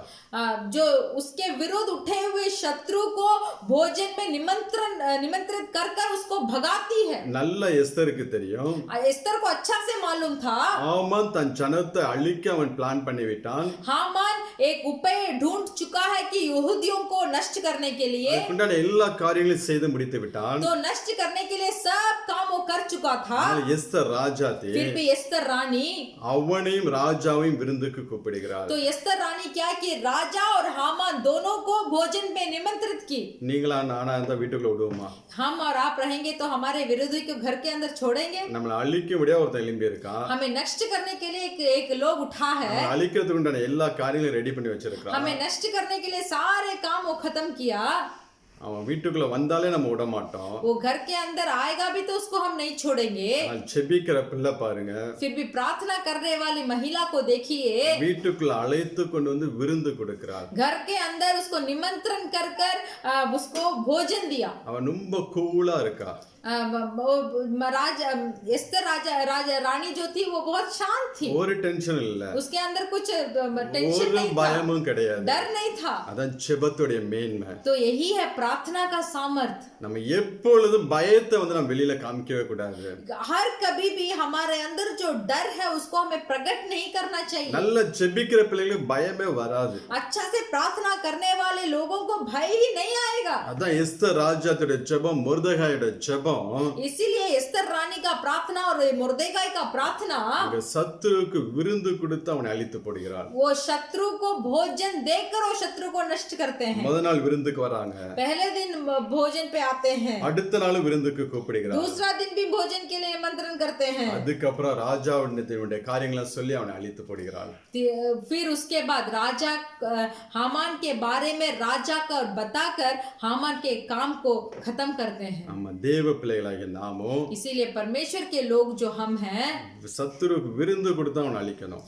शत्रुओं को भोजन खिलाकर ही उन्हें नष्ट करना है. வீட்டுக்குள்ள உட்கார வச்சு घर के अंदर बुलाकर நல்லா விசாரிச்சு उनको बारे में अच्छा से शुद्धि लेकर. எனக்கு என் மூத்த பொண்ணுக்கு கொரோனா வந்துச்சு, मेरे पहले बेटी को इस कोरोना रोग आया, நாங்க வீட்டுக்குள்ள வச்சு விருந்து கொடுத்தா கொரோனா விரட்டணும். तो हम घर के अंदर अच्छा से भोजन खिलाकर इस कोरोना का हमने भगाया. நாங்க எங்கேயும் ஹாஸ்பிட்டல்லாம் ஓடல, हम लोग अस्पताल को नहीं दौड़े. அவ ஒரு ரூம்ல இருந்தா நாங்க அடுத்த ரூம்ல இருந்தோம். वो एक कमरे में थी, हम लोग अलग कमरे में எல்லாம் थे. ஒரே திங்ஸ் யூஸ் பண்ணணும். सब एक ही सामान को प्रयोग किया. விருந்து கொடுத்து அதை விரட்டி அடிச்சோம். तो भोजन देखकर ही वो कोरोना महामारी को हमने भगाया. தேவ பிள்ளைகளுக்கு, जो परमेश्वर के लोग जो है, தேவ சமூகத்துல ஒவ்வொரு நாளும் நிக்கிற பிள்ளைகளுக்கு जो मनुष्य परमेश्वर के सम्मुख में प्रतिदिन खड़ा होता है, எதை குறித்து பயமே கிடையாது. किसी चीज के लिए भय नहीं. நீங்க நியாயாதிபதி புஸ்தகத்துல अब न्यायों के पुस्तक में தெபராளுடைய நாட்கள்ல तेबोरा के दिनों में அப்ப அந்த இஸ்ரவேல் ஜனங்கள் தேவனை விட்டு தூரம் போனது நிமித்தம் तो इजरायली लोग परमेश्वर से बहुत दूर हो गए थे. அவர்களை ஆளும்படியாக தேவன் சத்துருக்கு கையில கொடுப்பார். तो उनके ऊपर राज्य करने के लिए उनको शत्रुओं के हाथ में दे देते हैं. அப்ப சிஸ்ரா என்கிற ஒரு மனிதன், तब सिस्रा बोलकर एक मनुष्य था. அவன் 20 ஆண்டு காலம் அங்க இந்த இஸ்ரவேல் ஜனங்களை ஒடுக்கி கொண்டிருப்பான். तो 20 साल इजरायली लोगों के ऊपर अधिकार चलाता था. நீங்கள் நியாயாதிபதி 4ஆம் அதிகாரத்தை நீங்க வாசித்துக் கொள்ளுங்கள். आप न्यायों का पुस्तक का 4था अध्याय को आप पढ़कर देखिए. 3வது வசனம், 4ஆம் அதிகாரம் 3வது வசனத்தை வாசிங்களேன். 4था अध्याय का 3रा वचन हम पढ़ेंगे. तब इजराइल ने यहोवा की दुहाई दी, क्योंकि सिसरा के पास लोहे के 900 रथ थे और वह इजराइलियों पर 20 वर्ष तक बड़ा अंधेरा करता रहा. அங்கே 20 ஆண்டு காலம் இஸ்ரவேல் ஜனங்களை கொடுமையா, ரொம்ப கொடுமையா ஒடுக்க ஆரம்பிக்கிறான். यहाँ 20 वर्ष तक ये सिसरा जो था इजरायलियों के ऊपर बड़ा अंधेरा करता रहा. அதுக்கு அவர்கள் தேவனை நோக்கி ஜெபிக்க ஆரம்பிக்கிறார்கள். इसके लिए इजरायलियों ने यहोवा की दुहाई दी.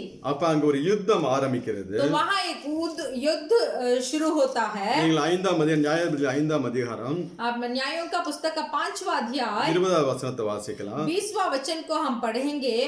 आकाश की ओर से भी लड़ाई हुई, वरन तारों ने अपने अपने मंडल से सिसरा से लड़ाई की. ஹல்லேலூயா. हालेलुया. வானத்திலிருந்து யுத்தம் உண்டாயிற்று. आकाश की ओर से भी लड़ाई हुई, நட்சத்திரங்கள் தங்கள் அயனங்களிலிருந்து சிசராவோட யுத்தம் பண்ணின. वरन तारों ने भी अपने अपने मंडल से सिसरा से लड़ाई की. நீ ஜெபிக்கிறவனாய் இருந்தா अगर आप प्रार्थना करने वाले உனக்காண்டி होंगे ஆண்டவர் வானத்திலிருந்து யுத்தங்களை செய்கிறவராக இருக்கிறார். तो आपके लिए परमेश्वर आकाश से भी लड़ाई करेंगे. அவருடைய நட்சத்திரங்கள், சூரியன், சந்திரன் எல்லாம் உனக்காக யுத்தம் செய்யும்படியாக தேவன் செய்வார். तो परमेश्वर का क्रिया का तारे हैं, सूर्य है, चंद्रमा है, ये सब आपके विरोधी से लड़ेंगे. அவன் அப்படியாக பலவீனப்பட்டு तो ऐसे वो बलहीन हो जाता है. யாகேல்ங்கிற ஒரு பெண்ணுடைய வீட்டுக்கு வருவான். तो सिसरा लेना पड़ेगा. ஆமா, சிசரா. तो जब ये लोग उसके ऊपर युद्ध करते हैं, सिसरा बहुत बलहीन हो जाता है और यहाँ वे बोलकर एक लड़की के घर पर आता है. நீ வாசிக்கலாம் அதே அதிகாரம் 5ஆம் அதிகாரம் 24, 25, 26. आप पढ़ सकते हैं वही 5वां अध्याय का 24, 25 और 26. सब स्त्रियों में से केनी हेबेर की स्त्री याएल धन्य ठहरेगी. डेरों में रहने वाली सब स्त्रियों में से वह धन्य ठहरेगी. सिसरा ने पानी मांगा, उसने दूध दिया. रईसों के योग्य बर्तन में वह मक्खन ले आई. उसने अपना हाथ खूंटी की और अपना दाहिने हाथ बढ़ाई के हथौड़े की ओर बढ़ाया और हथौड़े से सिसरा को मारा, उसके सिर को फोड़ डाला और उसकी कनपट्टी के आर पार छेद किया. ஹல்லேலூயா. हालेलुया. அவன் தண்ணீர் தான் கேட்டான். वो सिसरा जब बहुत निर्भर होकर भाग के आया तो वो सिर्फ याएल के पास पानी ही पूछा. அவள் பாலையும் வெண்ணையும் கொடுத்து फिर भी उसने उसने दूध और मक्खन को देखकर அவன் தலையில சுத்தியால ஒரே அடி அடித்து அவனை கொலை செய்கிறாள். तो उसके सर पर और हथौड़े से सिसरा को मारा और उसको घात किया. ஆமா, ரெண்டும் பெண்கள் தான். दोनों स्त्री थी. ஆமா, பெண்கள் விருந்து கூட கொஞ்சம் ஜாக்கிரதையா தான் இருக்கணும். तो स्त्री लोग जब भोजन के लिए निमंत्रण करेंगे थोड़ा चौकस रहिए. ஆமா, பயங்கரமான ஆளா இருக்காங்க. क्योंकि वो बहुत भयंकर है. நம்ம ஆம்பளைங்க எல்லாம் தூதர்களை தான் நம்ம வந்து பந்தி நம்ம என்ன பண்ண விருந்து கொடுப்போம். हम पुरुष लोग क्या करते हैं, दूतों को ही हम भोजन देते हैं. செபிக்கிற பெண் பிள்ளைகள் फिर भी जो महिला प्रार्थना करते हैं சத்துருவுக்கு விருந்து கொடுத்து அவனை அழித்தார்கள். शत्रु को भोजन देकर या तो खाना देकर उन्हें मार डालते हैं. உண்மையா கிறிஸ்தவம் அப்படிதாங்க இருக்கணும்.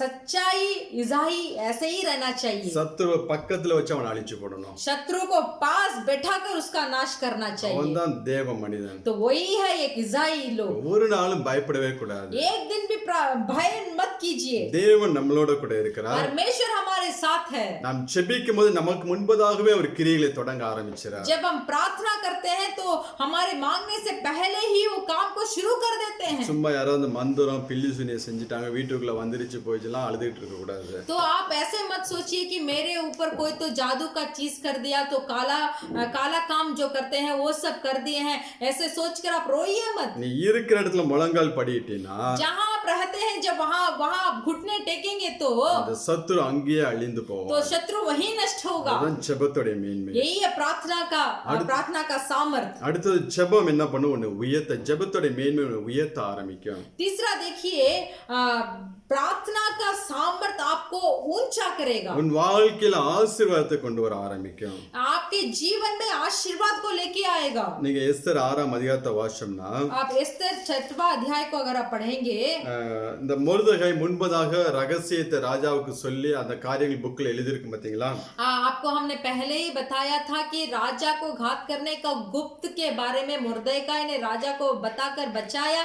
इसके बारे में एक पुस्तक में लिखा गया. அந்த சம்பவத்தை ராஜா இங்க வாசிக்கிறான். तो उस संभव को राजा पढ़ते हैं. அப்ப ஆமானை கூப்பிட்டு तब हामान को बुलाकर ராஜா கனம் பண்ணுகிற மனுஷன் எப்படி கனம் பண்ண வேண்டும் என்று சொல்லி கேட்கிறான். तो एक राजा जिसके ऊपर मर्यादा करता है वो पुरुष कैसे राजा को मर्यादा देना चाहिए. அப்ப ஆமான் என்னதான் கனம் பண்ண போறான்னு சொல்லி ராஜ வஸ்திரத்தை போட வேண்டும்.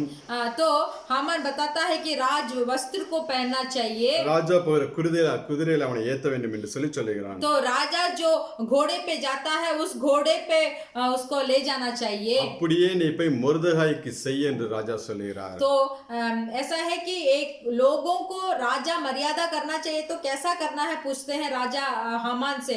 तो हामान इस शब्द को बताते हैं. तो हामान से बताते हैं ये जो तूने बोला ये जाकर तू मुर्देकाई को कर बोलते இந்த हैं. காரியங்களை போய் தன் நண்பர்கள்ட்டையும் தன் மனைவிட்டையும் சொல்லுகிறான். तो हामान जाकर ये कार्य के बारे में वस्त्र पहनाना, घोड़े पर मुर्देकाई को लेके जाना, इसके बारे में अपने पत्नी और घर वालों से हामान बताते हैं. அப்ப அவர்கள் சொல்லுகிறார்கள். तब वो उनके घर वाले बोलते हैं 6ஆம் அதிகாரம் 13ஆம் வசனத்துல 6वें अध्याय का 13 वचन में गिदोन ने उससे कहा, हे मेरे प्रभु विनती सुन, यदि यहोवा हमारे संग होता तो हम पर यह सब विपत्ति क्यों पड़ती, और जितने आश्चर्य कर्मों का वर्णन हमारे पुरखा यहाँ कहकर करते थे, क्या यहोवा हमको मिस्र से छुड़ा नहीं लाया? वे कहाँ रहे? अब तो यहोवा ने हमको त्याग दिया और मीदियानियों के हाथ कर दिया. 6ஆம் அதிகாரம் 6:13 எஸ்தர். அக்கா அப்பா அவன் மனைவி சொல்லுகிறாள்.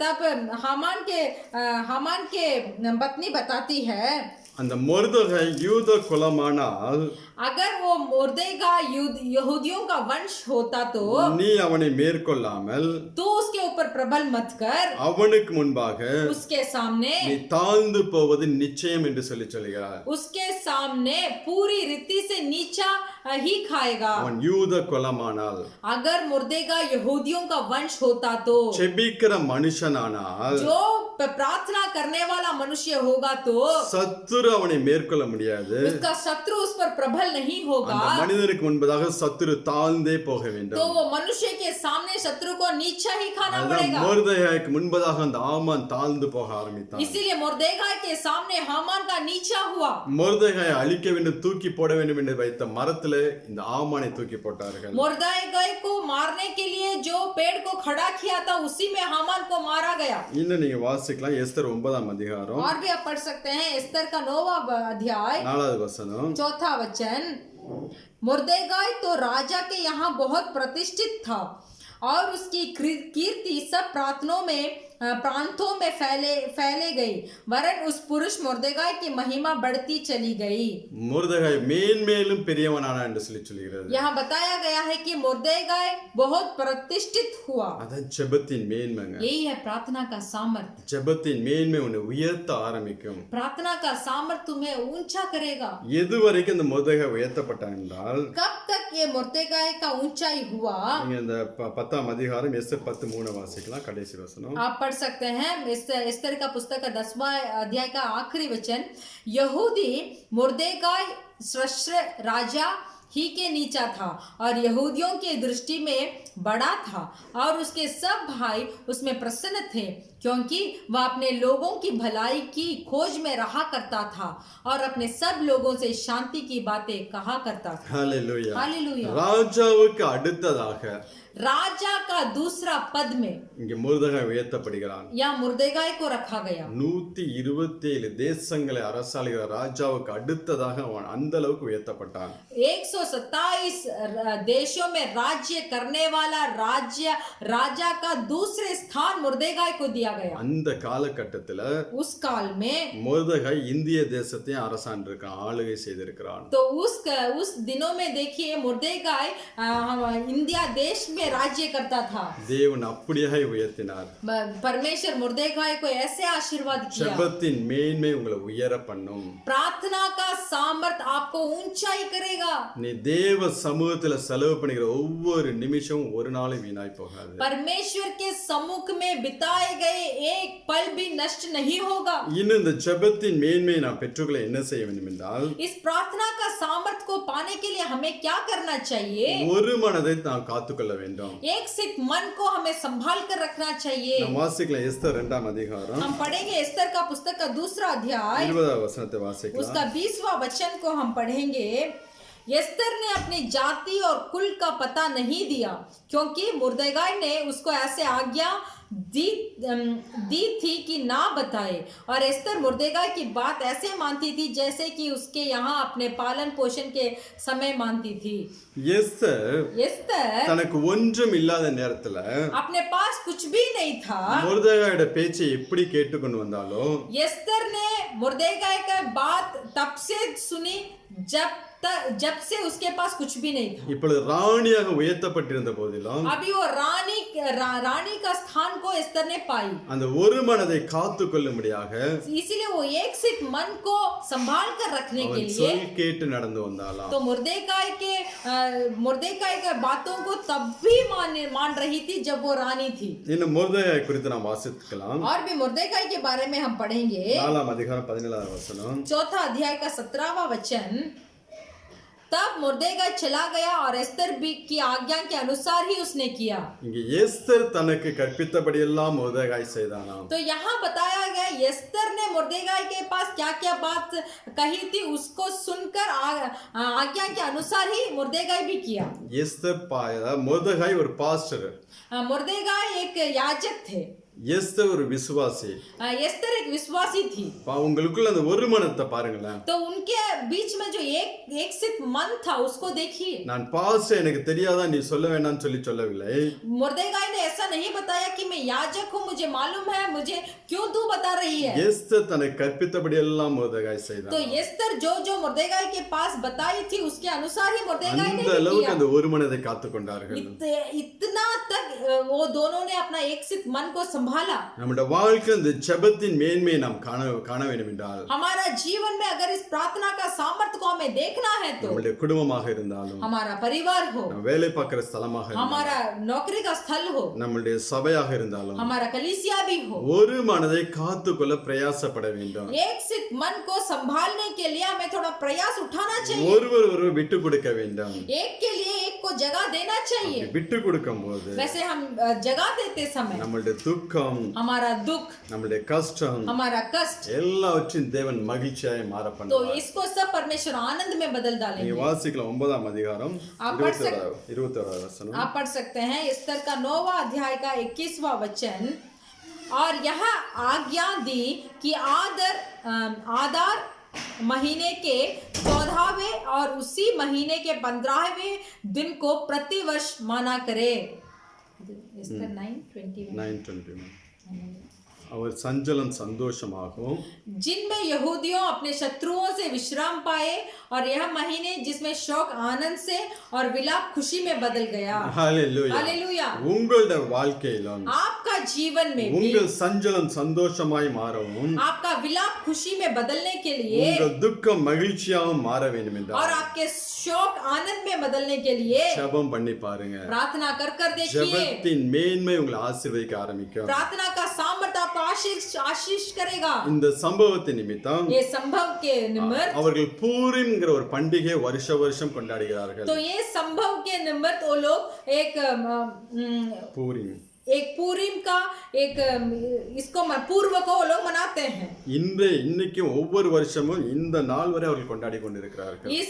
अभी तक इस वर्ष तक ये पर्व को वो लोग मनाते हैं। உங்க வாழ்க்கையில் காணப்படக்கூடிய சஞ்சலம் சந்தோஷமாகவும் तो आपके दिन आपके जीवन में भी जो भी परेशानी है, உங்கள் துக்கம் மகிழ்ச்சியாகவும் மாற வேண்டும் என்றால் आपके शोक आनंद में बदलने के लिए இடைவிடாமல் ஜெபம் பண்ணி பாருங்க. लगातार प्रार्थना कीजिए। ஒரு மனதோடு ஜெபம் பண்ணி பாருங்க. एक सिर्फ मन से प्रार्थना कीजिए। உபவாசத்தோட திறப்புல நின்னு பாருங்க. उपवास के साथ परमेश्वर के द्वार में खड़े हो जाइए। நல்ல ஜெபிக்கிற பிள்ளைகளோடு சேர்ந்து ஜெபம் பண்ணுங்க. अच्छा से प्रार्थना करने वाले लोगों के साथ मिलकर प्रार्थना कीजिए। கர்த்தர் எல்லா சூழ்நிலையும் மாற்றி போடுவார். परमेश्वर सब हालात को बदल डालेंगे, உங்களை ஆசீர்வதிப்பார். आपको आशीष करेंगे। இந்த ஜெபத்தின் மேன்மை இன்னும் अनेक காரியங்கள் இருக்கிறது. इस प्रार्थना के सामर्थ्य के बारे में और बहुत कार्य है। நீங்க ஜெபிக்க ஆரம்பிச்சீங்கன்னா अगर आप प्रार्थना करना शुरू करेंगे நமக்கு பிரச்சனை வருவதற்கு முன்பதாகவே நம்மளை பாதுகாக்கும்படியாக ஒரு கிரியைகளை தொடங்கி விடுவார். तो परेशानी आने से पहले ही वो परेशानी से रक्षा पाने का युक्ति को परमेश्वर ढूंढ निकालेंगे। தடைக்கல்லை நமக்கு படிக்கல்லாய் தேவன் மாற்றி கொடுப்பார். जो पत्थर हमारे लिए रुकावट को आया है वही पत्थर को लेकर हमारे लिए एक सीढ़ी बनाएंगे இன்னும் நம்மளை மேன்மேலும் உயர்த்த ஆரம்பிப்பார். और भी हमें ऊंचाई करेंगे। உங்கள் துக்கம் சஞ்சலம் எல்லாவற்றையும் தேவன் மகிழ்ச்சியாக மாற பண்ணுவார். आपके शौक को सब परमेश्वर आनंद में बदलेंगे। எத்தனை பேர் நீங்க ஜெபிக்க ஒப்பு கொடுக்க போறீங்க? कितने जन आप में प्रार्थना करने के लिए आप तैयार हैं? இடைவிடாமல் लगातार ஒவ்வொரு நாளும் प्रतिदिन, எனக்காக மாத்திரமல்ல सिर्फ मेरे लिए नहीं, என்னுடைய குடும்பத்துக்காக, मेरे परिवार के लिए, என்னுடைய சபைக்காக, मेरे कलीसिया के लिए, இருக்கிற தேசங்களுக்காக जो देश में मैं रहता हूँ, ஒவ்வொரு நாளும் திறப்புல நிக்க போறேன் என்று சொல்லி प्रतिदिन मैं परमेश्वर के द्वार में खड़ा हूँगा बोलकर ஒரு பேக் அண்ட் பிரேயர் டீம்ல நான் என்னை ஈடுபடுத்திக் கொள்கிறேன் என்று சொல்லி पीछे छिपकर प्रार्थना करने वाले लोगों के साथ मैं मुझे मिला लूंगा बोलकर ஒப்பு கொடுங்க. आप अपने आप को समर्पण कीजिए। கர்த்தர் உங்களை ஆசீர்வதிப்பார். परमेश्वर आपका आशीष करेंगे। ஜெபிக்கலாம். हम प्रार्थना करेंगे। Hallelujah, hallelujah, hallelujah, hallelujah. धन्यवाद, धन्यवाद, धन्यवाद। अभिषेक के साथ, बड़े अधिकार के साथ जवान पीढ़ी को उठने दे। अभिषेक के साथ, बड़े अधिकार के साथ जवान पीढ़ी को उठने दे। राज्यों को हम झुकाएंगे, देशों को हम फिराएंगे। राज्यों को हम झुकाएंगे, देशों को हम फिराएंगे। पौलुस समान बदल मुझे, राज्यों के मन फिराने में। पौलुस समान बदल मुझे, राज्यों के मन फिराने में। पौलुस समान बदल मुझे, राज्यों को मन फिराने में पौलुस समान बदल मुझे, राज्यों को मन फिराने में। Hallelujah, hallelujah. प्रार्थना का सामर्थ हमें परमेश्वर की आशीर्वाद को देता है। प्रार्थना का सामर्थ जो है, हालेलुया, वो राज्यों को झुकाने में, परमेश्वर के सम्मुख में राज्यों को झुकाने में मदद करता है। हालेलुया। प्रार्थना का सामर्थ जो है वो देश के मन को फिराने के लिए, हालेलुया, वो मदद करता है। हालेलुया। प्रार्थना का सामर्थ को आज हमने देखा है। प्रार्थना का अति उचित बल कैसे मिलता है बोलकर हमने आज देखा है। धन्यवाद यीशु मसीह। मेरे प्रिय भाई और बहनों, आप कोई भी चुप नहीं रहिए। अगर आप एक है या दो है तो भी उठकर परमेश्वर के सम्मुख में हाथ को बढ़ाकर आप प्रार्थना कीजिए। हाँ परमेश्वर, एक पौलुस समान मुझे बदल दे परमेश्वर। हालेलुया। पर्दे के पीछे रहकर कलीसिया के लिए प्रार्थना करने में मैं अपने आप को मैं जुड़ा लेता हूँ परमेश्वर, उन लोगों के साथ मिला लेता हूँ परमेश्वर, राज्यों का मन को फिराने के लिए। Hallelujah, hallelujah. मुझे आपके प्रार्थना के सामर्थ्य में मुझे बदल दीजिए। उस तरीके की प्रार्थना करने के लिए मुझे पहले सिखाइए परमेश्वर। कितने दिन थे मैंने प्रार्थना नहीं किया परमेश्वर, बिना प्रार्थना के फालतू बातों में मेरा दिन को मैं गुजार रहा था। फालतू बातों पे, फालतू चीजों पे मेरे समय को मैं बिता रहा था। पर आज मैं इस संदेश के द्वारा मैं जान लिया कि प्रार्थना का सामर्थ कैसे होती है। अपने जान जाए भी तो जाए, मैं राजा का नियम के विरुद्ध में उनके पास जाऊंगा बोलकर वो प्रार्थना का धैर्य को एस्तर रानी के अंदर आज हमने देखा। हाँ परमेश्वर, हमें भी एक पौलुस बनना चाहिए, हमें भी एक मुर्देखाई बनना चाहिए, हमें भी एक एस्तर बनना चाहिए जो लगातार आपके सम्मुख में प्रार्थना करे। हम विनती करते हैं कि इस प्रार्थना को सामर्थ से आज से हम देखना चाहते हैं। मेरे प्रिय परमेश्वर, जो कोई अपने आप को प्रार्थना करने के लिए समर्पण करते हैं उनको सब आपके याददारी पुस्तक में आप लिख कर रखिए। उनको याद दिलाइए प्रार्थना करने में। जब शैतान हमारे ऊपर प्रबल होने के लिए आ रहा है परमेश्वर, तो तुरंत प्रार्थना करने में हमें याद दिलाइए परमेश्वर। जब हमारे समय को हम फालतू चीजों में बिताते हैं तब तुरंत हमें याद दिलाइए प्रार्थना करने के लिए। मदद कीजिए। देशों को फिराने के लिए हमें प्रार्थना करना चाहिए। इस महामारी के लिए द्वार पर खड़े होकर हमें प्रार्थना करना चाहिए। फिर भी हम नहीं कर रहे हैं। ये पाप के लिए हम माफी चाहते हैं परमेश्वर। आज से हम लोग प्रार्थना करने के लिए आपके सम्मुख में हमें अर्पण करते हैं। स्मरण कीजिए।